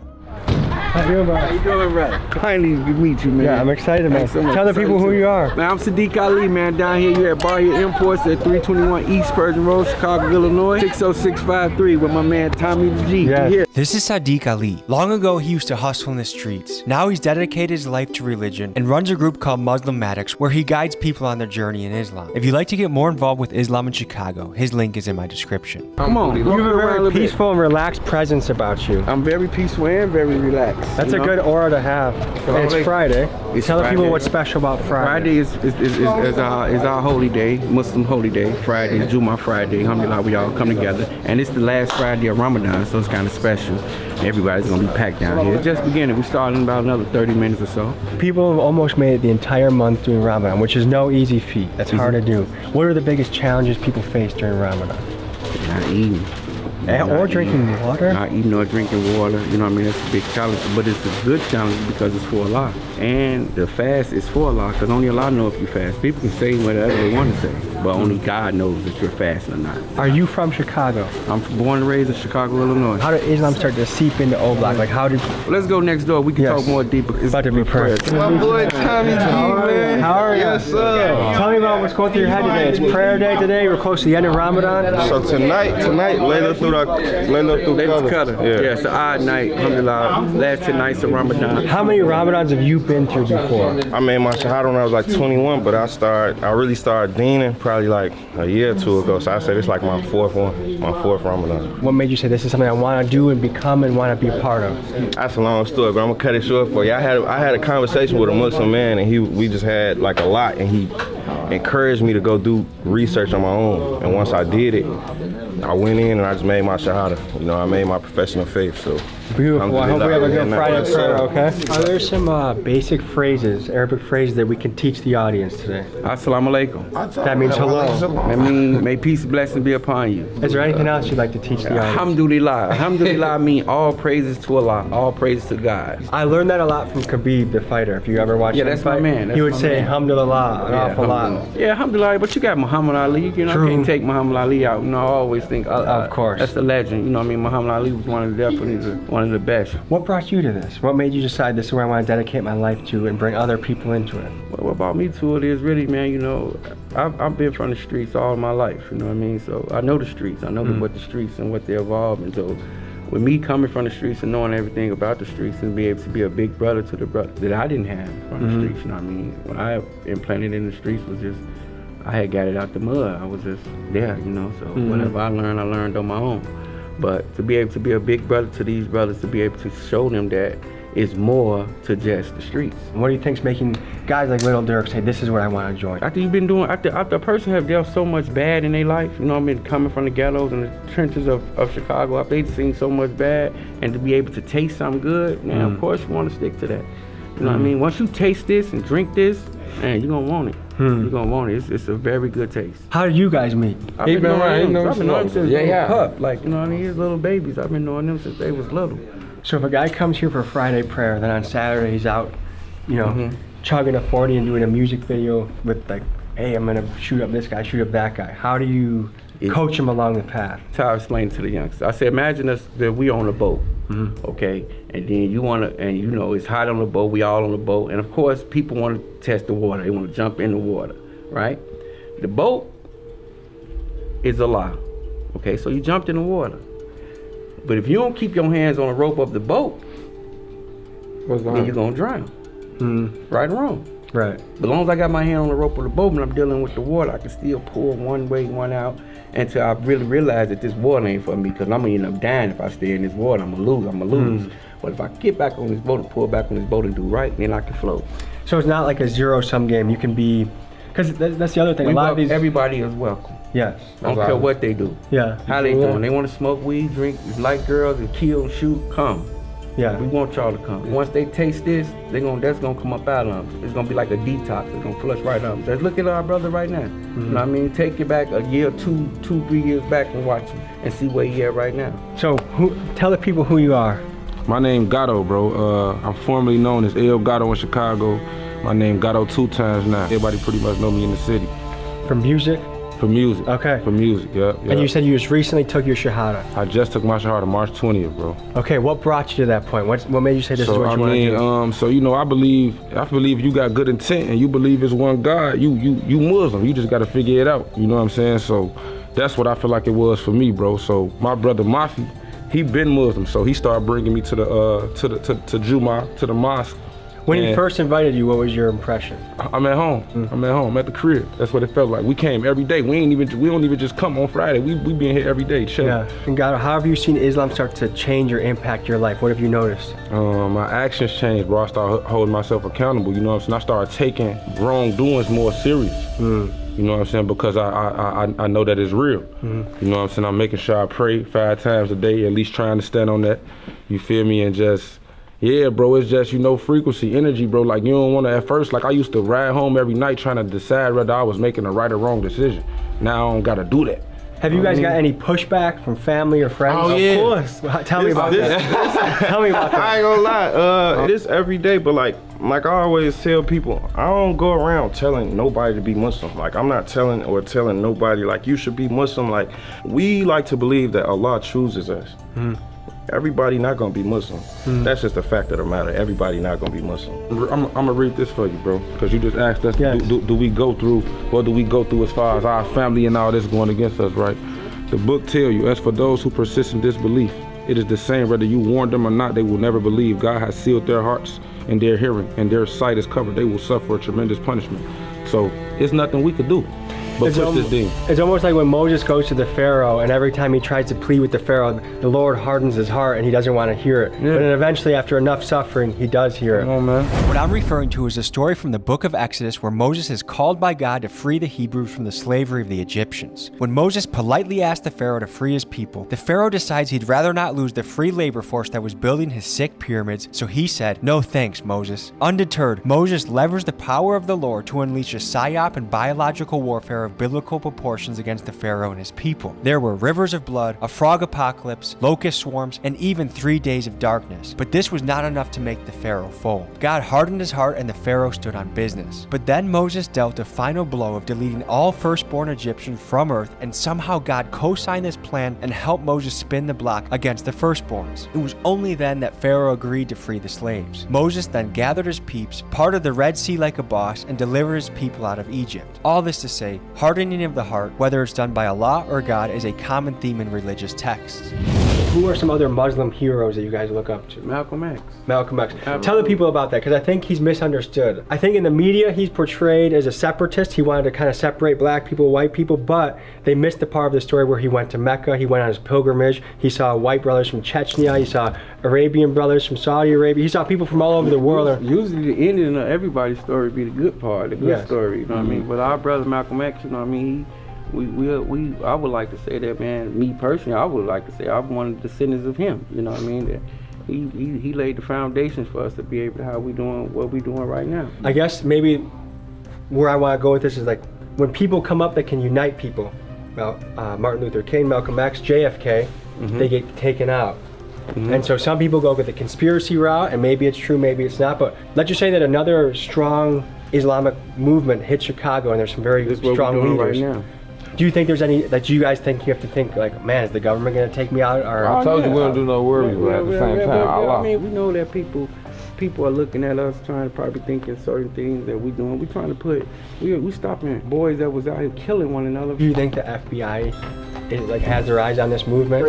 I hope they don't. I pray that they don't have their eyes on this movement. But if they do, I pray that they look and see the good that we doing and not the bad. And we just want to bring peace to our people.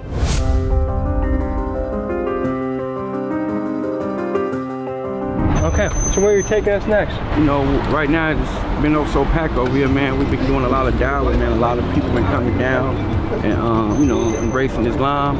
So right now y'all gonna be witnesses like the live Jummah. Okay. How long did it take to build it like this? Man, really, like, to be honest with you, man, like, really, like, this year, man, we, you know, since we started our little dawah program, really pushing the dawah like that, it really got packed, man. A lot of people who came in and started coming down. Because it can take years to get something off the ground. Is it exciting to see when Allah gonna make it easy? Yeah, Allah gonna make it easy. People wanna join. Be right. Right tastes good. So what is happening right now? Right now, it's the imam is speaking. He's giving us something they call a kabak. He's speaking. He's, just giving us the knowledge of the deen. And the imam is the teacher. The imam is the teacher. Is that equivalent equivalent to pastors? Yeah, you can say that, but he's our leader, he's our imam. Yeah. Okay. How important is giving back to Islam? It's very important to give back. You know, I mean, that's what we're doing right now. We're giving back. We out here, you know, telling the people about Islam. That's what we're doing. Giving back to our people. All people. Doors are open, you know what I mean? Is this Shia or Sunni Islam? Sunni.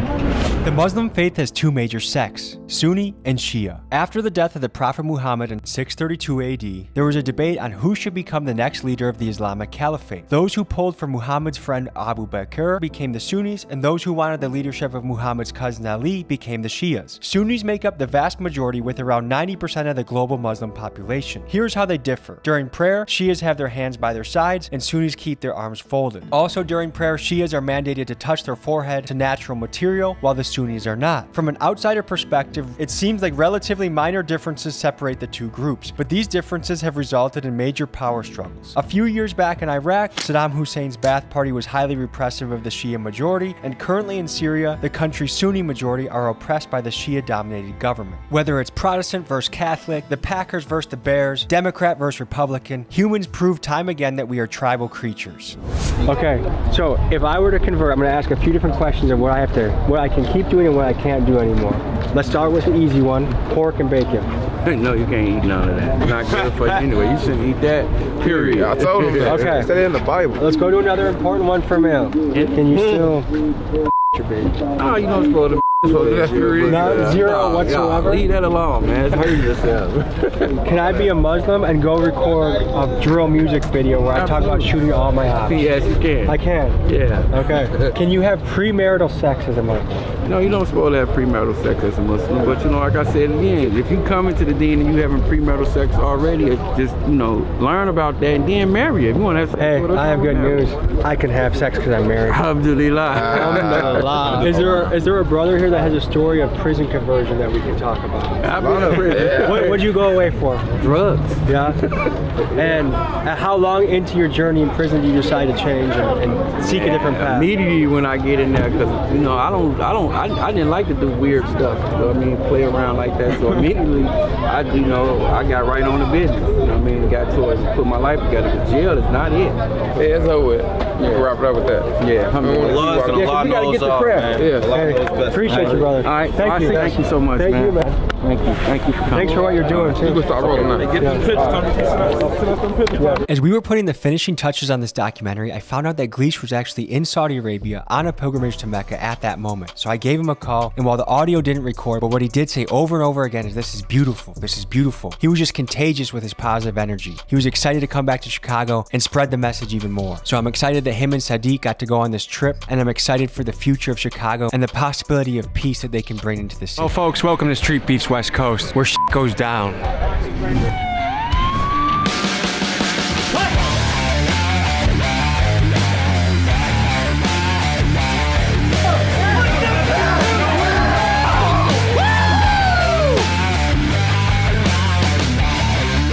Come and get the first take on Hell on Wheels. Let's get this party!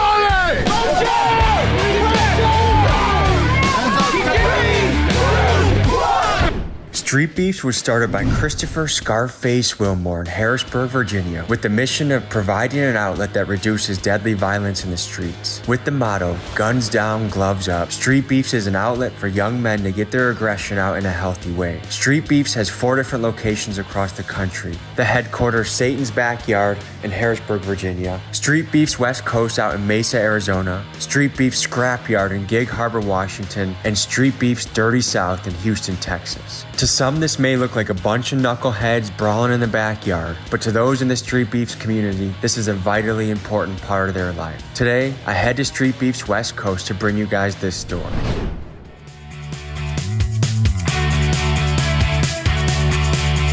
Good to meet you. How you doing? Yeah. Nice to meet you. I'm Tommy.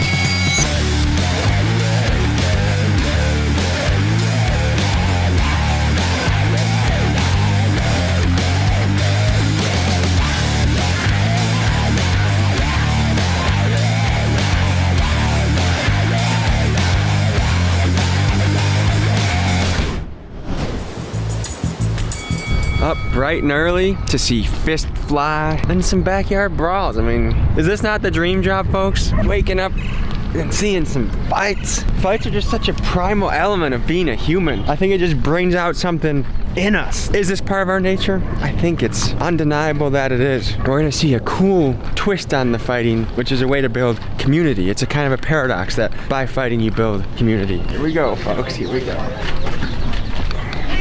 Oh yeah, baby. What weight are you guys at? 195. 135. What's going through your mind right now? Straight to knock some people out, bro. Just getting it over with, bro. I don't get nervous much anymore. It's for fun. It's not really here to like hurt somebody, you know, you're just here to have fun. Everything in your mind is saying, leave, eject. I don't know, man. It's just something about getting hit in the face that I'm attracted to. Honestly, man, I'm nervous more than excited today. So guys, you can feel it. It's that pre-fight tension that's in the air. There's competitors that have to face the fear. It's a big time fear to step into the ring. It's probably the biggest part of the fight even, is having the courage to do it in the first place. I made the walk back in the day in the amateur cage. I'll show you guys a clip of that now.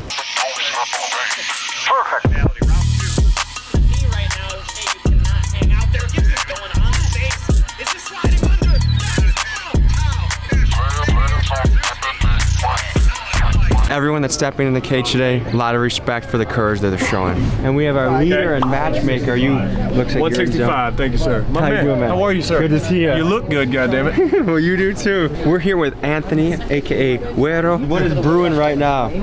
Right now, we're just doing weigh-ins and check-ins. We discourage weight cutting completely. We don't like that. It's dangerous, you know, if you don't know what you're doing. And I heard we're in a celebrity's backyard right now. A celebrity's backyard? No, we're in my backyard. I appreciate you, though, fam.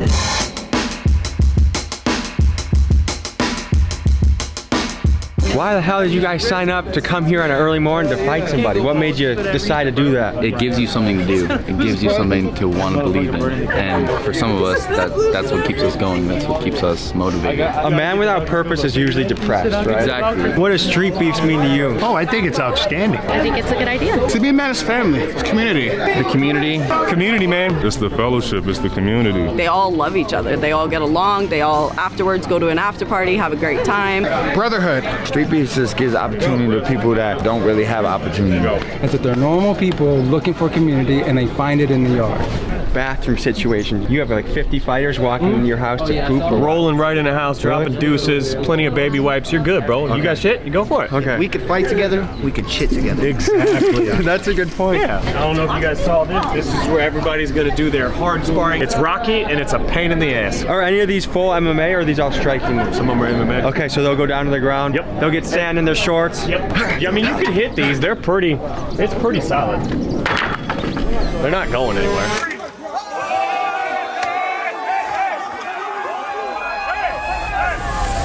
I feel like part of the human experience is finding what you're made of and how far you can go. Exactly. I love it. Every time I've done 6, I'm 5-1. I don't want to miss any. Like, it's one of those things that you don't want to miss when they come about. Now, what got you into fighting? Anger. I got into fighting because I was a clerk at a gas station and I was getting robbed all the time, and I just felt like kind of like a pussy. I didn't tell anyone, like, don't do that. Yeah, I grew up in a rough neighborhood, so I was picked on a lot as a little kid, you know, and was forced to fight. And why do you think people picked on you? You seem like a nice guy. Well, I grew up around a lot of black and Puerto Rican people, so it's like I was just that white boy. And I started fighting. I got some boom in my voice. It made me just a bigger man. They have something inside of them that just really makes them want to go in and beat the crap out of people. Okay, we about to get started.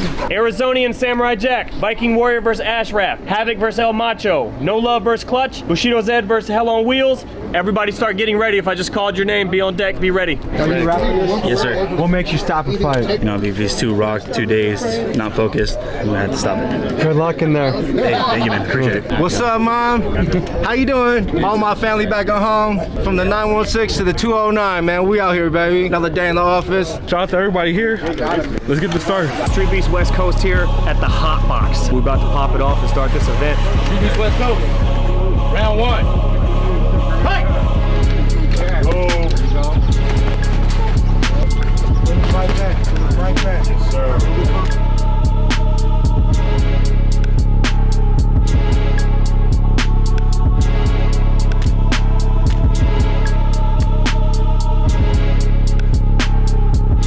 A lot of people think to win a fight. It's about going the haymakers to the head, but this guy did an excellent job of working the body. This fight was close to being over. Round 2, fight! Let's go. There you go. Come on. Work my body. Beauty. On the wall, yeah? On the wall. Yeah. Keep me on the wall. Come on, show me Southern Arizona. Let's go. There you go. Keep going. Now, what's the strategy? My guy's tired over here, so we got to keep pressing, keep working the body. Those body shots really add up, don't they? Absolutely. Everyone's tough when they're fresh, but when you're tired, that's what really shows who you are. Round 3, fight! I'm on the wall, press! That shot took the air out of him. That last shot, you can hear him go.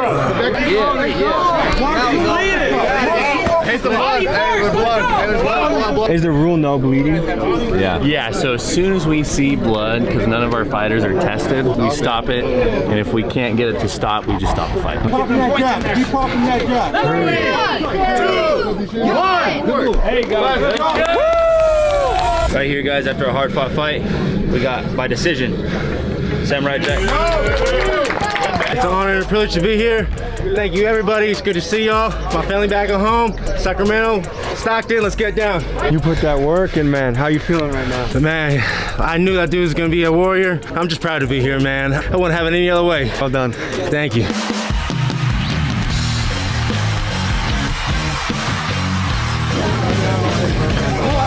Now this gentleman is facing the challenge of recovering and having to fight, continue fighting, while dealing with the pain of a testicular impact.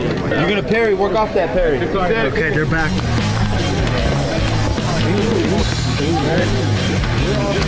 Yes, sir. Again. Go create that distance, throw some numbers. Distance, throw some numbers.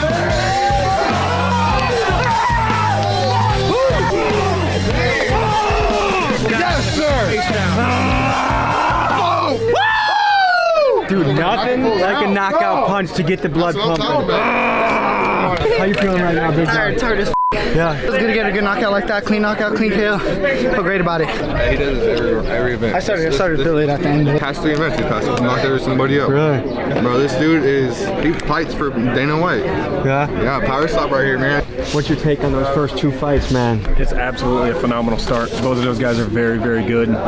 For sure. Tons of punches thrown in that second fight. And that first one was a banger. Like, they were cracking. Everyone's emptied the gas tank so far. Oh, yeah. No one's holding anything back.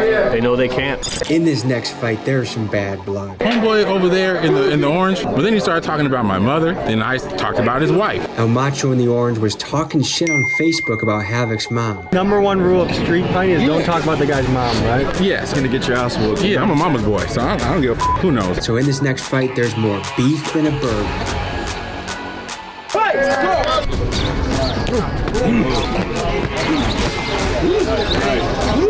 El Macho comes out strong, swinging heavy haymakers. Havoc stays in the pocket, blocking most of them and allowing El Macho to tire himself out. Breathe, Macho! Breathe, Macho! In the heat of the moment, El Macho interpreted this as an elbow. This was Havoc's response. Get the out of here with that shit. Hey! We got a little smack talk going on. Oh, yeah, that's what I heard, yeah. If it turns into a beef fight, you guys keep talking shit, then you know what? There's no wins or losses. You guys just fight it out. And it's unlimited rounds. Round 2, fight! My boy Havoc showed a lot of restraint right here. 1. You got time, Macho. 2. You got time, don't breathe. Y'all can be angry at each other. Let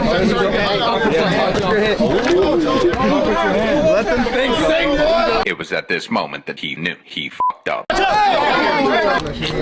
Dude, when heavyweights throw like that, you know someone's falling fast. El Macho's gas tank reached its limit. With nothing left to give, he threw in the towel. Hey, don't feel bad. 1 minute, bro. That's it. That's it, brother. Good sportsmanship at the end. Give each other a hug. Y'all Listen, stop talking. This is fight. We're here to fight. You still want to keep going? That's it. Let's go, boys. And that's the beautiful thing about fighting, right? Is like, you get all the energy out and then you realize, we're not so different from each other, huh? I just think that's how it should be, man, to be honest with you. Just want to give a mad shout out to the dude right here in the blue sweatshirt. Yeah, that's my long lost biological father I found last year, and he. Let's go! He is a pivotal part in the making of this. So if you get a chance, thank him. He absolutely loves marijuana, so there's that too. Anthony, you said that's your long lost father. You found My father, yeah. How'd you find him a year ago? 23andMe was just like, he's your dad. And I was like, okay. And then you invited him to the Street Beefs event. Yeah, well, he wanted to know who I was. I told him I was like, I got a podcast, a couple fights, I fight out Street Beefs. So he started watching all this shit, and he just enjoyed it. The Lord made me pasty white. So what was it like after all these years, finding your son and realizing, oh, he runs his own Street Beefs operation? What was that like? Pretty cool. When I first found out about Anthony and saw that he was a fighter, and I said, you know what, that is my boy. Next, folks, we cover the remarkable story of Hell on Wheels. He's a wheelchair boxer with over 30 fights. Here's his story. I'm really living like a special kid's dream. Like, think about it, man. If you're a kid in a wheelchair at 10 years old right now, who would you rather be than Hell on Wheels? I'm blessed that Village Square Restaurant out there, they help out with my gym bill and get me out here to places like this so I can showcase my skills. The Hell on Wheels challenge is non-stop action. You're in the pocket the entire time. I mean, you're banging the whole time. It's not for the weak. Come on. Come on. Have you ever fought in this manner before? Never. You're a brave soul. I'm stepping into this man's realm. This looks like this would be a tough one to ref. I know, that's why I asked him, is there 8 counts? So, like, if I'm not intelligently defending myself, absolutely, they should call us. It's an honor to fight Hell on Wheels, and thank you very much for everyone being here. Y'all know who it is. It's the one and only, the hyped up hippie, the man Hell on Wheels, Stephen A. Smith from ESPN. I got a message for you, man. Why in the f we still talking about Aaron Rodgers? Come and get the first take on Hell on Wheels. Let's get this money! Fight!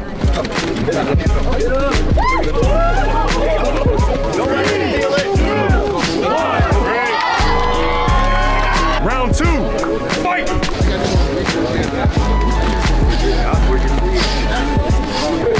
I had an injured finger. Get my left hand off. It's like putting an alligator in the water. Thank you, my man. Thank you. What the smooth little bitch ass? What the yeah. Strap. Just be strapped, Mother Anthony. Hopefully my second opponent shows up here to the yard. We're going to get another one in for the fans today. Can you tell the people more about your story? About 3 years ago, I was an out-of-shape fat kid in a wheelchair. I showed up to the OG yard. I kept working. I've now had 30 plus fights. You've had 30 plus fights. 27 of those fights are against like regular leg having people. Only 3 of them have been against other wheelchair guys. Undefeated against wheelchair guys, period, point blank. Nobody in the world that can beat me. So how has Street Beefs and how has fighting changed your life? 10-year-old me, man, would really be proud because like when you're 10, you always want to be a superhero. But I grew up to be the superhero, you know what I mean? It's the coolest thing in the world to go to a restaurant, go to a bar, and people be like, get money, that's Hell on Wheels, man, you're the guy from YouTube. Greatest thing in the world, man. Hey, love the fight, appreciate meeting you, brother, and we'll see you for the next one, okay? Yep. What's this? We're selling tacos. Woo! I know it's cliche and I say it all the time, but like you've seen it now. Yeah. Like this is a tight-knit group of individuals that just happen to fight. What's it like having this in your own backyard? It's a lot of fun. It can be stressful while you're running the event, but it's super, super dope. Yep, and the cops are here.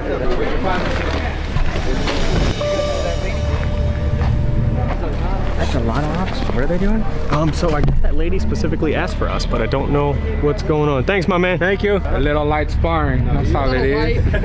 You guys training jiu-jitsu or anything? I have a wrestling background, boxing background, so. Perfect for your job, dude. Perfect for your job. Our department's doing like a police jiu-jitsu program. You could take someone down, get their arms, then using jiu-jitsu or some sort of grappling, like just to contain someone it's a lot better for my body and for yours, like for the bad guys. Well, folks, Street Beefs documentary had a wonderful time. Really cool what you're providing for the community. Any final thoughts you'd like to say to the people, man? Yeah, man, to be honest with you, guns down, gloves up. This is about stopping violence through a much lighter form of violence. But you know what it is. Hey, yeah, appreciate you, brother. Appreciate you coming out, man. Anytime you in Phoenix, holla at your boy. Gang, baby. See you guys next week.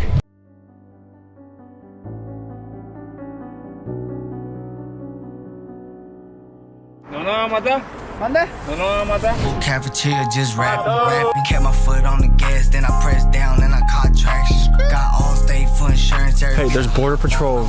Literally, our hearts are racing. Okay, let's just get the border. The line separating the United States and Mexico. Every day, people risk their lives to make it to the US, sustained by the hope of the American dream. In 2014, the United States declared a border crisis, and it's since become a central political theme with figures like Donald Trump using the border as a primary focus of his 2016 campaign. In the last year, we had a record-setting 1.5 million people attempt to cross the border. That record was nearly doubled, with 2.7 million people attempting to cross over. As a journalist, I needed to make a stop at the border town of Eagle Pass, Texas, to get a boots-on-the-ground look. Here we go.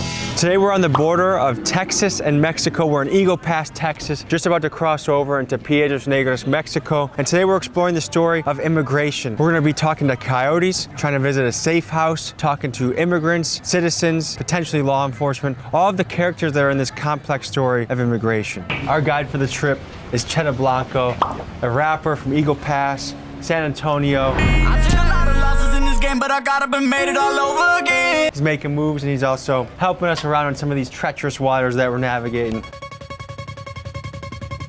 So we're crossing the Piedras Negras. What can you tell us about this city? I would say Piedras Negras has a lot of poverty. People call this baby Mexico, like an Eagle Pass, but really it's like a whole different world over here. Well, it's just harder over here. It's just harder for people out here. Y'all are gonna see it firsthand. As soon as we cross, it's a whole nother world, bro. Like, there's a lot of violence and stuff, cartels, and you know, even like government themselves. There's a lot of people over here just driving around with guns. It looks like a war zone out here, basically. How do you think these people feel about America? Do you think is America a place they want to be? Yeah, for sure. They'd love to move out here, bro. If someone can live in Piedras Negras, come over here and do a fast food job and go back at night, is that going to change their family's life? Is that really going to help them? That's going to change their family's life. So if you look at what people have to cross to get here, there's barbed wire in the kind of in the weeds right there. People drown in the Rio Grande, right? For some reason, it's kind of a treacherous river. Oh, this river goes on forever. There's spots where it's more shallow. There's spots where like it's easier for them, but it's still hard, bro. It's just crazy to me to think that a couple hundred feet can be the difference between poverty and a life that's a little bit better.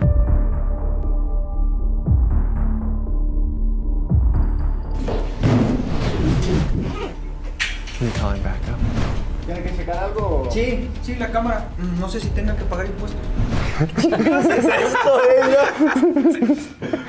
Él usa en la cama también. No. We thought we were getting hustled and then we made a sex joke and we were good. So humor crosses all borders, folks. They're straight trying to hustle us, bro. You think that's what it was? He was like, pues, a ver si son unos impuestos para cruzarlas. Like, yeah, bullshit. Like, he's trying to tax us. I know what impuestos are. I don't like them here. I don't like them in the United States either. And that's just because their salary's so low just to bolster what they do. Bro, exactly. I wanted to know how Mexican locals felt about America. Is it still viewed as the land of opportunity? Did they believe in the hope of the American dream? So I went to a town just over the border to talk to some locals. Hola, me llamo Tomás y estoy aquí con... Rolando, mucho gusto. Fernando. Carlos, con mucho gusto. ¿Cómo es vida en Piedras Negras? Pues la vida aquí en Piedras Negras, joven, pues primeramente, antes que todo, pues la seguridad es muy tranquila, aquí tienen muy buena seguridad. Pues muy bien, gracias a Dios. Es muy bonita y bien tranquilo. ¿Qué piensas sobre América? ¿Es un lugar que quieres vivir? ¿Oh, sí? ¿Sí? No. ¿No quieres? No. ¿Piensa que hay más oportunidades ahí que aquí? Allá. ¿Por qué? Es mejor pagado allá. Allá hay más oportunidades que aquí. ¿Por renta aquí? ¿Cuánto cuesta por mes? 2,000, 3,000 pesos. Bueno, yo ahí donde estoy ahorita es aquí en un hotel. Me cobran 500 pesos diarios. Inmigración ilegal es un viaje muy peligroso, ¿sí? ¿Conoces gente que hacen el viaje? Sí, tengo amigos ahorita que están en San Antonio, en Wisconsin. Wisconsin, sí, soy de Wisconsin. Hay gente en Estados Unidos que piensa que Estados Unidos es el lugar muy peor el peor país y horrible. El peor país. No es cierto, porque yo trabajo allá. ¿Qué es tu trabajo? Yo trabajo en una compañía de demolición. Sí. Es mucho más cara la vida aquí que allá con los salarios aquí. Que aquí suben más la comida que los salarios. Hay mucha gente que se pasa para allá y no quieren trabajar. Que están, ándale, sí. Hay más oportunidades que aquí. Le dan food stamps, le dan de comida, le dan casa, todo, pues, le dan dinero, le dan todo y no quieren trabajar. No, pues es que pues, allá hay más oportunidades. Sí. Más. Sí. ¿Tienes un mensaje para la gente? Que Dios me los cuide a los que estén allá y que le echen ganas en el trabajo. Salir adelante, pues hay que trabajar, va, para que vea el resultado, echarle ganas. El mensaje es que todos tenemos que estar unidos para poder salir adelante, porque si no nos unimos entre todos, nunca vamos a salir adelante.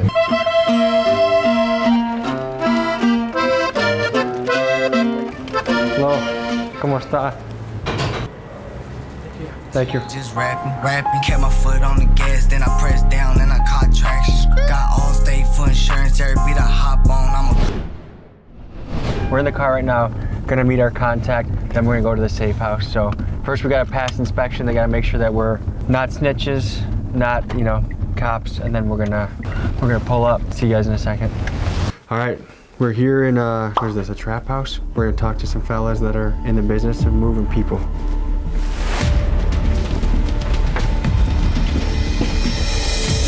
What's going on, big dog? Pero if only this fucking table was higher, right? So how would you describe yourself? What's your role or occupation? Money's a motivation, right? That describes me, money. What am I? Money. What part do you play in that story of immigration?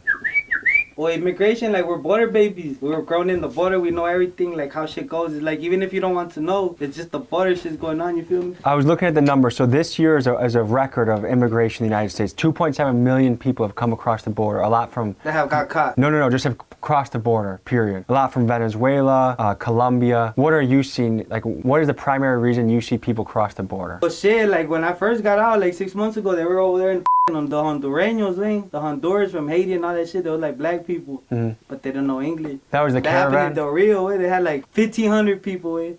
Right here in Quemado, they caught like 600-700, and that happens all the time, way. Like, what are people's primary motivation for coming here? What do they think they're gonna find in the United States? They're just not what they think. I could tell you that much, because niggas think it's sweet over here. It's different for them because, you know what I'm saying, like, they're already coming today. They don't know what's out here. Like, they just know what their family tells them, what they see on TV, what they see on the news, you know? And they think, like, oh, I'm gonna go there and I'm gonna get rich. But it's not like a one-day thing, you know? The way it's supposed to be is like a week, you'll be where you're supposed to be. But the way it's set up right now, like, it's so fucked up. There's a lot of people stealing people, like, you know, doing weird shit. There's a lot of people that don't pick up, leave them stranded. How tough is the journey to get here? Let's say I was illegal, I was in Mexico. How do I go about getting here? Is it dangerous? They say if I was illegal and I was in Mexico and I knew what I knew now, I wouldn't even want to cross, fam. More struggle to get over here. Yes, way. It's so bitch full. Like, sometimes it's easy, yeah. Is it dangerous to come here? Like, is it a risky, scary, like, is it a journey? It's just the world itself is a dangerous place. You don't have to be in a certain location. Like, even in the richest parts, like, some shiesty shit could go down. So do you feel like you're helping people, or do you feel like, hey, I'm just a businessman? Nah, at first I was like, nah, man, I just wanted to get bread. But then, like, you start meeting these niggas and you, like, and I tell them what it is. Like, hey, what's up? Like, how'd you end up here? Like, what's going on? Because we found people too. Like, Andy nigga will be at the park balling, playing basketball. Some nigga will walk up to us talking about, do you know where the train tracks are? Because look, to cross, you gotta hire somebody that knows people. First, let's say they're coming from Honduras. They gotta cross through a bunch of fucking checkpoints in Mexico. And that by itself, just to get to Honduras, to here to Piedras, is gonna cost them about 5 bands. And then from here to San Antonio, which is a 2-hour drive, that's gonna cost them at least another 5 bands. So for someone that's dirt poor, how do they come up with 10 grand to cross the border? It's crazy because you wouldn't believe me if I told you, and I still don't believe them. The people that already crossed, they help the people that want to cross. So the niggas that are over here and have bread, they'll lend money to someone, they'll finance them. So they'll get a crazy, right? It's crazy. So someone will get like a construction job and send money back home to finance it. Yeah, like let's say somebody's brother, he needs the bread, so he's gonna pay for his brother. When his brother's up there, he's gonna be paying them off because they already have it lined up, where they already have a job and everything. But what an American could do for them today is just drive from here up, right? So it depends, cause look, a lot of people do it for $1,000 each person. For wherever they want to go up. San Antonio or Houston. Okay. What is your role with what you do? Like, are you taking people from Mexico to Texas, or are you taking people within the states? Within the states. How often do you make that journey? Rarely. Just when you need cash, you kind of go do it? And is it pretty much you're just praying that the cops don't pull you over and you just... It's not praying, it's just don't think about it, you feel me? How old are you, roughly? I'm 15. Okay, how did you get into this game? It comes to me. They're from Honduras? You down there, if they're not from here, you down there. ¿No van a matar? ¿Mande? ¿No van a matar? No, hombre, que... Hola, hola, me llamo Tomás, soy con Pastor y Leonel. Okay, ¿y de dónde eres? Venezuela. Let's take you up to speed on the story of our two immigrant friends, Leonel and Pastor. To get here from Venezuela, they traveled the last 2 months largely on foot. This is them walking through the jungle, on a boat, and making some friends. Escucho que en Venezuela que hay un crisis, ¿sí? Uno de 3 personas no tiene acceso a agua y comida, ¿es la verdad? Correcto. ¿Qué es la situación en Venezuela? El gobierno nos ha robado todo el dinero de allá de nuestras naciones. No hay trabajo, no hay comida. Medicina, los hospitales. No hay nada.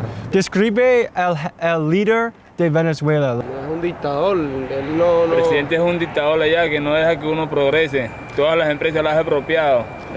Muchos se han ido por eso, pues, porque no dejan He controls everything. He won't let anybody get further in life. ¿Cómo vives aquí? Like, ¿tienes una casa para dormir? Like, ¿cómo survive? En el tren. Tenemos 3 días que no hemos comido hasta hoy. Tenemos frío, no hemos comido. Ya no, mucho frío. El frío me está enfermando ya. ¿Cómo fue tu viaje de Venezuela de aquí? Like, ¿cuántos días? Like, ¿necesita un guía? Principalmente el guía de nosotros fue el que está allá arriba, el Rey de Reyes, Dios. El primer viaje que tomamos fue la selva del Darién, no sé si la has escuchado. Duramos 2 días y medio caminando la selva. Queda entre Panamá y Colombia esa selva, para poder cruzar hacia Panamá. Muchas personas muertas porque se lo llevó el río. Desde ahí pasamos para Panamá. Panamá vinimos viajando en buses. Costa Rica, Nicaragua, Honduras, Guatemala y México. ¿Qué fue la parte más peligroso o duro o difícil sobre el viaje? México. ¿Por qué? Nos bajan de los buses, nos rompen el permiso y nosotros la verdad hemos caminado kilómetros y kilómetros.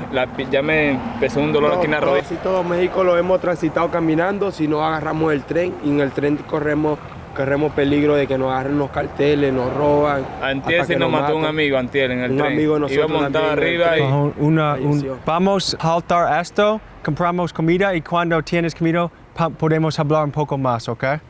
Let's get them food first.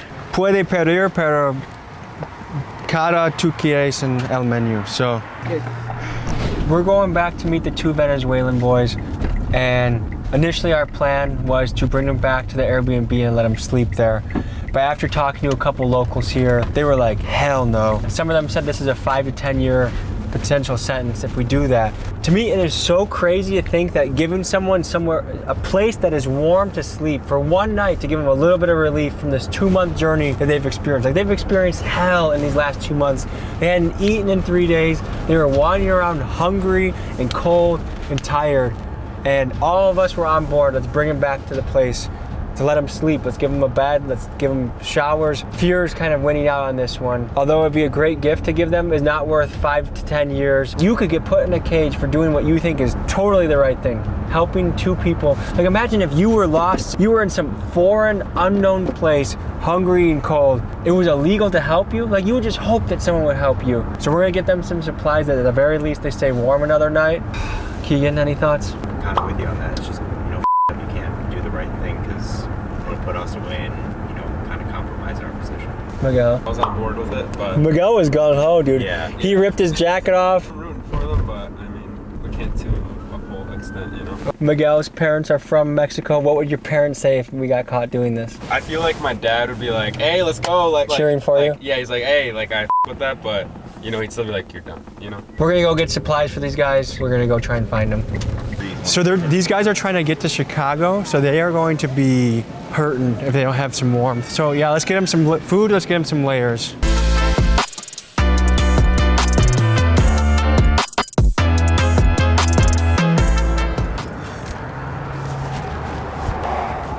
Si los metemos en el carro y nos vamos para otro lado y nos pescan, son 5 o 10 años para todos los cabrones aquí. Mira, como quiera le compró comida, le compró algo para dormir. Quiero darte un lugar a dormir, pero es 10 años, so es muy loco que es una regla, pero tengo cosas para tú. Hey, there's border patrol. Literally, our hearts are racing, dude. Okay, let's get this thing going. And that they... Hombre, lo deseamos que sí la hacen, lo deseamos que sí agarren un trabajo, lo deseamos que ustedes van a trabajar duro y deseamos que encuentren lo que encuentren. Y además... Mantener en contacto por tu teléfono, sí. Okay?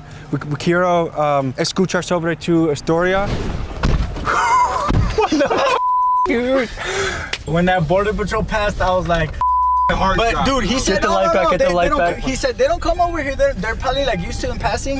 And earlier they said, bro, there's so many of them around here. Border patrol pass, and they already know they're illegal, but they kind of just ignore them. Like there's just so many of them out here, bro. That's what they're saying. I don't know if it's because I'm cold or nervous, but I have the shakes. You got them top and bottom thermal? Yeah.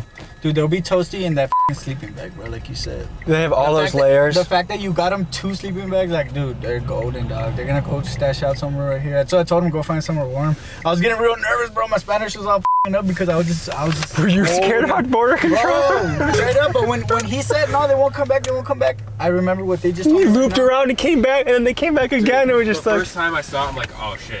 A couple hours after we had got them some supplies from Walmart, Lionel and Pastor were picked up by the Border Patrol. They were stripped of their belongings and deported back to Mexico. Their hope is to cross again and make it to Cleveland or Chicago, where they can find factory work through their Venezuelan friends and contacts that have already made the trip. At the time of posting this video, they are still stuck in Mexico. Their only option is to save up about $2 grand and find a good coyote that can help them cross again. This story made me realize how lucky I am simply to have been born in the United States, a place with great opportunity and standard of living comparatively. I did nothing to earn my American status. I was just lucky that my parents had me here. I wish the best for Lionel and Pastor and think about the millions of people in similar situations to them. We've taken you across the border to talk to people. We took you to a place where people transport, you know, we met some guys that transport folks, and now we met some actual immigrants. And so we might do a part 2 on this someday, because I think there's enough to do many stories on this. But thank you guys for watching. I'll see you next week. A warning tonight about the deadly dangers of so-called subway surfing in New York City. Yesterday, an 11-year-old boy died trying to surf a subway car.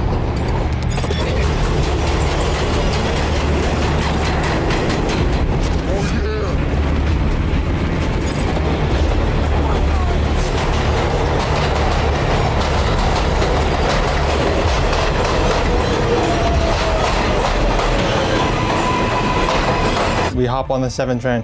I was like, this is the 7, this is a train line that I've never surfed before. So I'm gonna take the chance to surf it right now. There's this little metal beam lined up at the entrance of the stop that was like in perfect correlation with my head. I was like, yo, Terrell, look at this shit is crazy. I hope you ain't doing no dumb like this. He was like, nah, hell no, I don't do no stupid like that. And come to find out, like, he might have even been in that video. No surfing or riding outside of trains under any circumstances. Social media is not worth your life.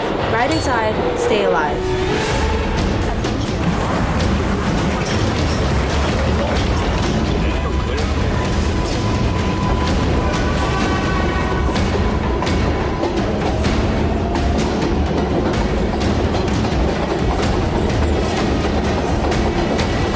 Get these guys and get out of here?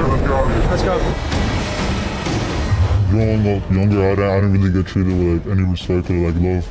Just made me become who I am.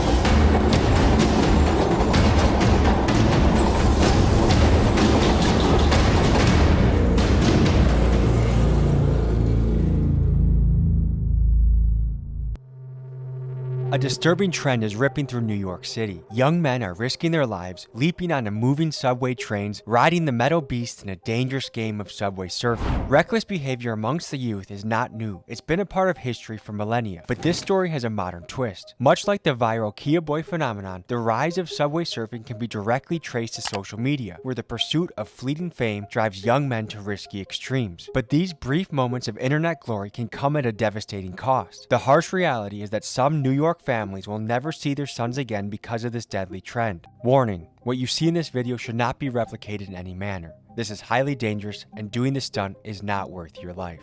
Viewer discretion is advised.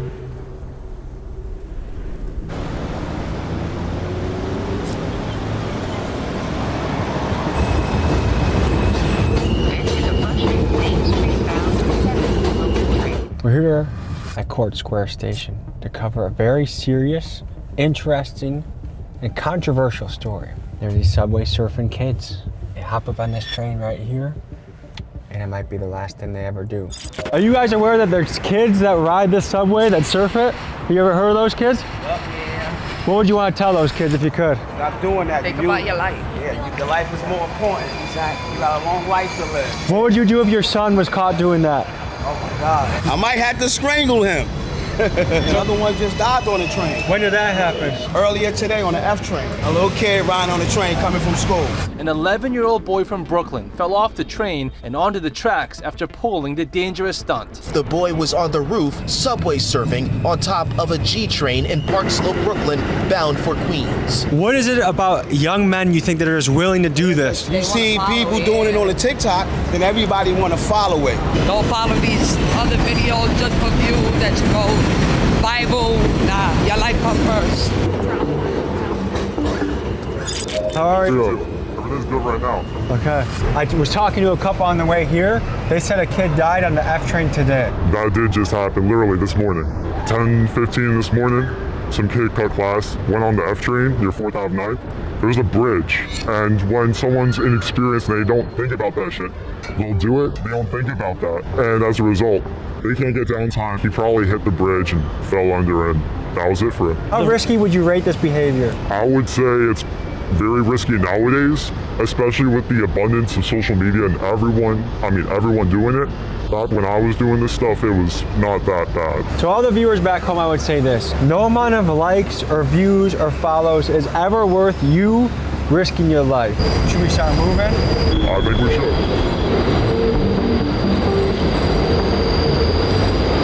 No surfing or riding outside of trains under any circumstances. Ride inside, stay alive. You'll see that like every 5 to 10 minutes. You'll see it in the stations, you'll hear it on the trains. On a line like this, they play it so often, you can't go one commute without hearing it. This campaign where they're playing all the announcements, it's literally fueling the fire in my opinion. The mayor thinks he's doing a good job spreading awareness about it, but in reality, kids will see that, they'll look up subway surfing on Instagram, and they'll literally just hop on top of the train because they see people are discouraging it. But at the same time, Instagram, TikTok, YouTube, they're all encouraging it. They'll just get on top, think it's cool, maybe not think of the consequences, and one wrong move and it's it for them.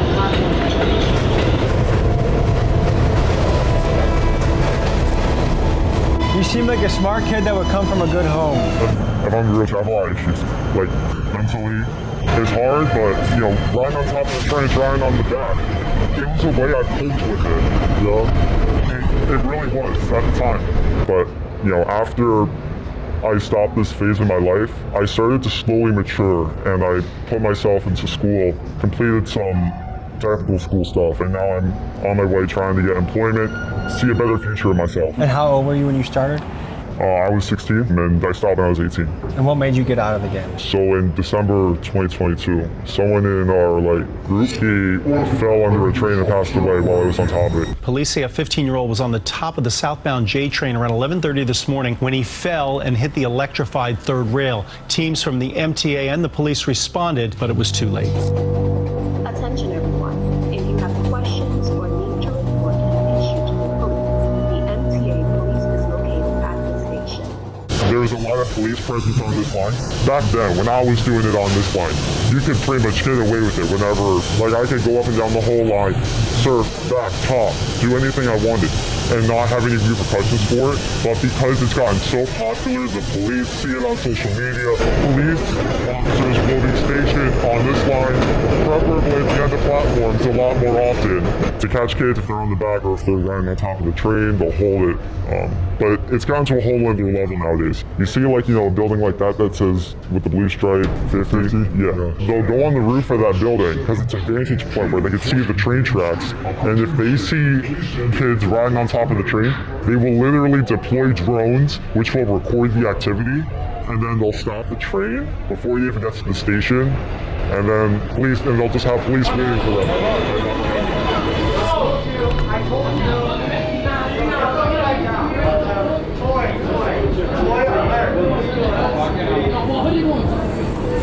There was just one right here. Annoying. What made you do that? Adrenaline. You have the adrenaline shakes right now, huh? A little. Yeah? You did it with Crocs too, huh? Yeah. Crocs, anything, doesn't matter to me. Can I tell you something? This morning, a kid died doing this. Did you hear that? I don't have a phone, I haven't been really updated. What does that make you think? It hurts to see other people that I know die from doing this. Like, it's really stupid. Why'd you do it then? Growing up younger, I didn't really get treated with like any respect or like love.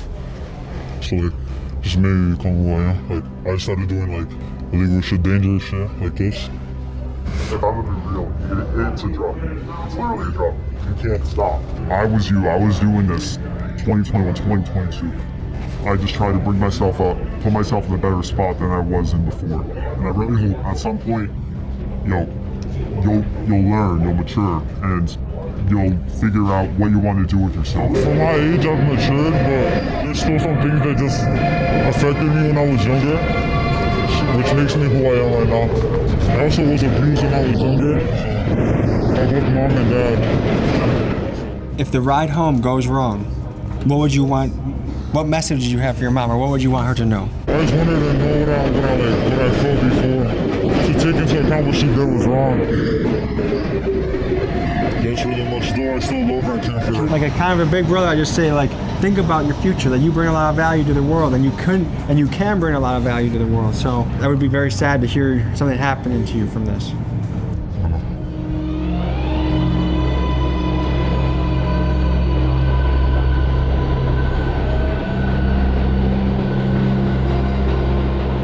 All right, let's keep this moving. There's different groups to this shit, and people have beef with one another, so it's just a part of it. The last kid said that a lot of these kids carry knives, the subway surfers? Kids stay strapped sometimes with knives. I saw one video of a kid whipping out a gun on top of the train. It was...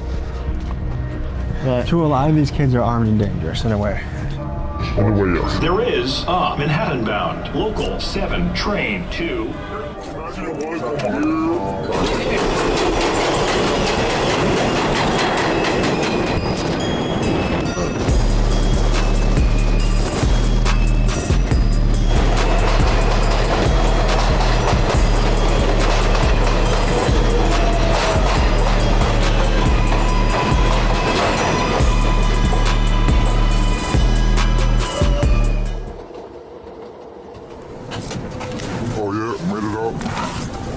So when you guys are doing this, ever once has an adult tried to stop you from doing it? Yeah, of course, so many times, man. That shit just be funny. How are they trying to stop you? It was my friend actually. He was trying to go up, and there was some big buff guy. He was like at least 300 pounds, and he tried to like fight him for real, because he tried to stop him to not go up. They started grabbing on each other, and then punches going through. Also, you got like the Karens that like think they're entitled, and them saying shit will just magically get us down. So if a lady tries to stop you, she's a Karen? I get it, they just be looking out for us and stuff, but we was just having fun. There's a lot of moms that see us, and they be like, yo, what y'all doing? Like, y'all got a life to live. But like, we really don't give a f. We used to, but now I understand. But before, nobody cared and stuff, so they was still gonna do it at the end of the day. A lot of kids, they lost their life just because they saw something cool on the internet, just like me though, but then God, I ain't lose my life. We're all here, we're all live well. Grateful to be living another day. To see what the consequences of subway surfing are, we're gonna go talk to someone who shouldn't be alive today.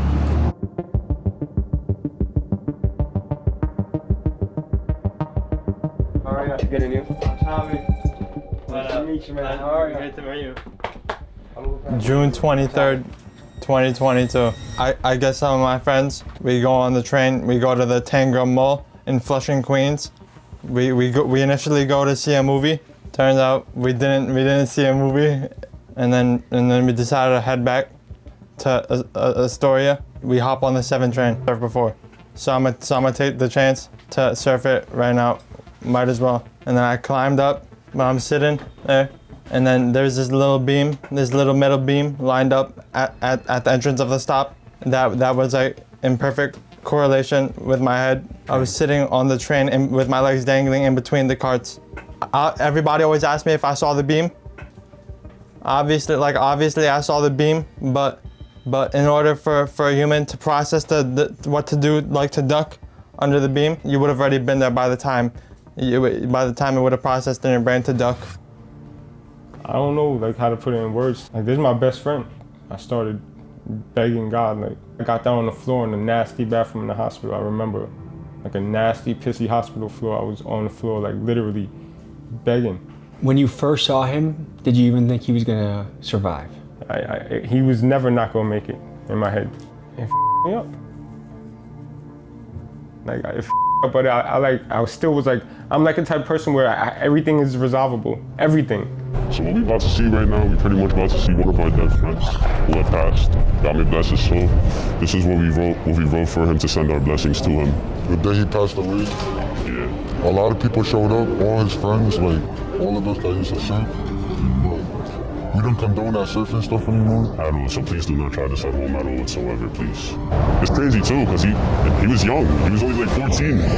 He was only 14 at the time when this happened. You don't have to get super specific, but what was he going through at home that this is where he was in? The most that I do know, him, his family, they were in the midst of struggling at the time. So they were at tough times, so we had to back him up with some clothing and everything, because he was backed up at the time. Sometimes talking about him, it's not really an easy topic to bring up with him and everything. It's just like, because there could have been times where we could have really saved him. Do you guys wrestle with guilt about the situation? Definitely, yeah, we do. Pretty much these are all the blessings on behalf of Jeff. Fly high, Jeff, you know. That day was crazy. When I heard the news, I couldn't even believe it. Our man's called. He was like, oh, he fell off the train. He hit his head. It was bad. Bro, we were just hoping he was okay for real. When I saw the news later that night, they told me that he passed away. I was just crying. I couldn't believe it at all, because that was really my closest friend. He was the coolest friend I ever had. Like, he was funny, laughing. Whatever he needed me, I always pull up on him. That shit was just sad. He was down for anything too. Bridges, he was down for whatever. We lost two. Our friend Kayvon also, he died surfing the Williamsburg. But thank God we quit that shit. We don't do that shit anymore. Whatever y'all see right now, that's only for today. For those that still do it, they need to stop. It's not even cool anymore. It's not worth your life.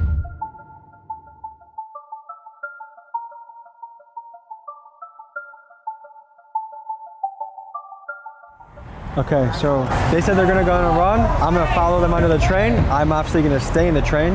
This stuff makes me really nervous. I mean, there's a lot of parallels between this and the Kia Boys to me.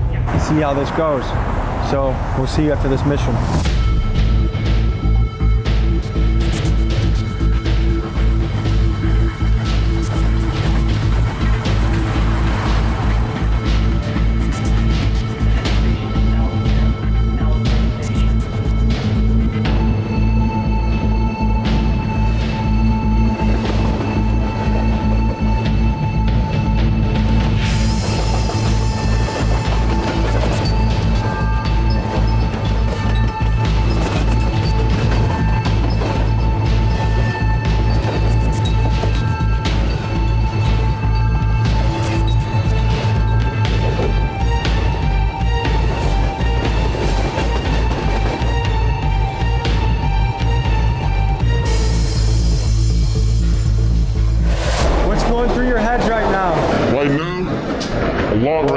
A lot of good things, definitely. It was beautiful just now. Just being on top of there, it looked beautiful from that sunset, definitely. What influenced you starting this in the first place? I had a past family member of mine who did it at one point, and I kind of picked it up from him, technically speaking. Can we get these guys and get out of here? Can we get out of here? Let's go. We're just worried about the cost, man. We're not trying to get, arrested, we 18 and shit. Definitely. Central bookings is not pretty. Being in a jail cell is definitely not pretty. Seen a lot of shit there. Have you guys gotten locked up for doing this before? Yeah, I have. You have? I've been locked up. I only got locked up once just for surf. We were surfing like in Brooklyn, and we got caught up because there was cops at the station. We tried to like get low. I ran on the tracks, but you see like the cops is at the next station just waiting for us, and then they tackled us. Some guy tried to tase me, but luckily he did it. Do you think the cops are coming for you right now? Do you feel like that noise is for you? No, they're not really worried about this subway surfing shit out like that. Do your guys' parents know you do this? Yeah, my mom and dad, they know, but they don't support it. I told them I stopped. I basically did stop. I just started doing it like recently again. It's just fun. Adrenaline, it's fun. I kind of see it like more as like a scenery thing. So whenever I'm up there and I see the sunset, I'm like, yeah, it looks beautiful. It's like something like to get away from like your problems. Like for me, like whenever I feel like down, I just come outside, either paint, explore, or surf sometimes. It's accomplished. With this specific situation, it's high risk and no reward. The people that was trained surfing, they end up being washed up old, like niggas that ain't really doing nothing with their life at the end of the day. Was there any part of you that was mad at him after that? Not even a little bit. A few months before this happened, there was a video that went viral on social media, not just in New York, it was all over the world. It was a video of kids running and playing on top of a train that was going over the Williamsburg Bridge. The video shared on TikTok shows a first-hand view. 8 people out for a joyride on top of subway cars as it traveled over the Williamsburg Bridge. The group appears to be having the time of their lives. I was like, yo, Terrell, look at this shit, it's crazy. I was like, I hope you ain't doing no dumb shit. He was like, nah, hell no, I don't do no stupid shit like that. And come to find out, like, he might have even been in that video. Why are these kids doing this? For the rush that they get, like the adrenaline rush. How many times have you done this previously successfully? Before my accident? Yes. At least double digits. We talking closer to 10 or closer to 90? Closer to like 30. He pretty much doesn't have control of the left side of his body. Almost like you had a stroke. The whole left side of his body. So the fact that he is making himself walk, like he's manipulating his body, and he's been doing a lot of physical therapy over the past 2.5 years to get to this point, balance. Things are very different now. Mm-hmm. So what kind of impact you want to have? An impact that like kills it and ends train surfing in general.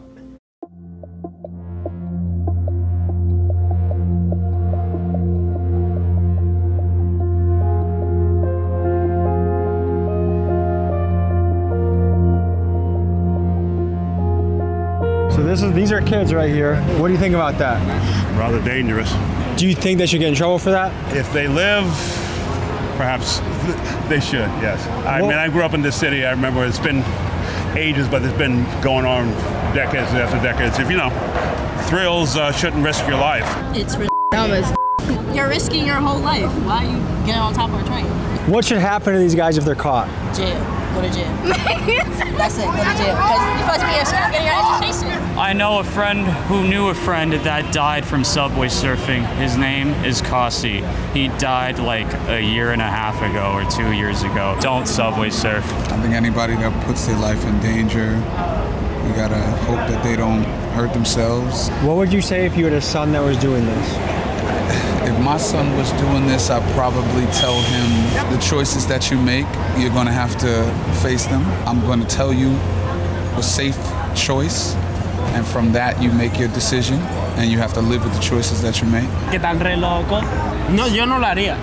Si tú puedes dar un mensaje a niños que hacen esto, ¿qué vas a decir? Que cuiden su vida, estamos muy jóvenes para morir tan temprana edad. Hay que trabajar, estudiar, vivir la vida y confíen en Dios, que todo le va a salir bien. God bless you. Muchas gracias. Somewhere in the bowels of the New York subway system, this crew has a secret spot. After finding a way to pop open a secret door, here's where we went next.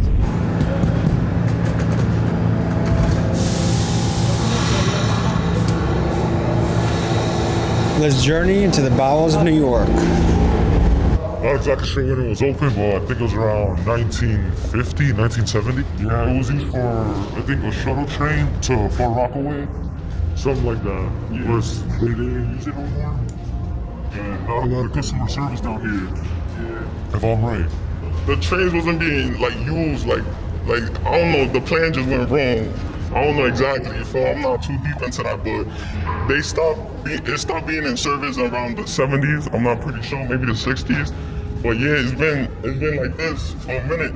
My name is C-Stags. I've been doing this for over 2 to 3 years. My specialty is rooftops and tunnels. Tell me about your home life. I went through a lot. My parents got divorced. My mom, it was just me and her. You know, she raised me alone and stuff. One of my good old friends brought me along to all these places. I met these guys. They brought me along with them as family. How do you describe how this group treats each other? Caring, all loving, like we look out for each other and everything. Something happens, we're there for each other. My name is Slash BT. I just started subway surfing like about 2 or 3 years ago. It's been a crazy rodeo, man. If I never started this, I don't even know what I'll be doing right now. probably be in the streets or some shit. Because I could be in the streets doing like worse stuff. Like this is just like a little misdemeanor. I feel like this is better than the street. Even though some stuff like subway surfing, I could die, but at the same time, I feel like being in the streets, you could die too. What does this crew mean to you? This crew is not even a crew, it's a family, for real. Anything I do is with them. They know what's up, I ride for them, like, for real. What's your home life like? I'm not gonna say I grew up poor or like in a bad, I guess, environment, but I grew in a bad neighborhood, but I feel like I had a good mom, good dad. Does your family know you do this? In some sort of way, they do. They don't like it, they want me to stop, and I try, feel me, but it's just sometimes it's like, what else, like there's nothing else to do, for real. Yo, what's good? My name is Sosa. I used to surf, I don't really surf as much as I used to. I mainly be urbexing. I've been urbexing like for about a good couple of years now. I think I was 12 at the first time. My older brother had put me on into it.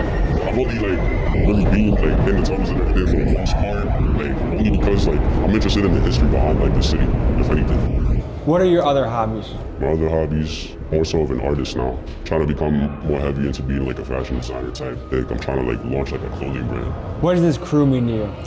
Crew, definitely a family. Like it's like another part of my family because like we was all able to accept each other for who we were as people. And, you know, we was always free to do as we pleased. We always looked after each other. We've been through a lot together. It's definitely one thing. My name is Laos VAT. I do all this crazy shit. I do graffiti, you know. I've been doing this shit for how long? Does your family know you do this? Yeah, unfortunately, when I got arrested. And yeah, they just don't want me doing it, they don't accept it, but I still do it.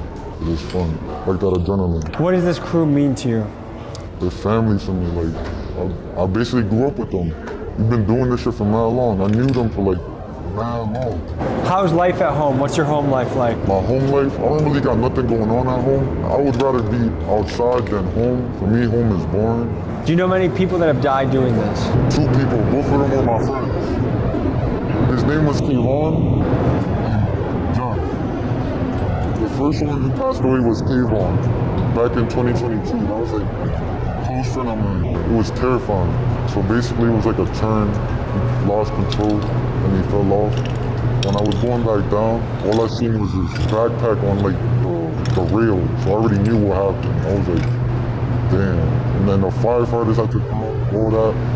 And then they told us the news that he passed away. If there's young guys out there that see your stuff on TikTok, Instagram, and think, I want to try this myself, what would you tell them? Don't do it. Don't follow my footsteps. You'll get hurt. Your family's gonna be the ones that's gonna feel the pain. It's not gonna be you. It's gonna be passed away. All right, guys, this has been a look into the world of the subway surfers. It was dangerous, it was reckless, but I think we learned a lot. If the risk is not worth the reward, don't bother doing it. Take your shots wisely, do things that are gonna advance you in the right direction, and stay safe out there. I'll see you guys next week.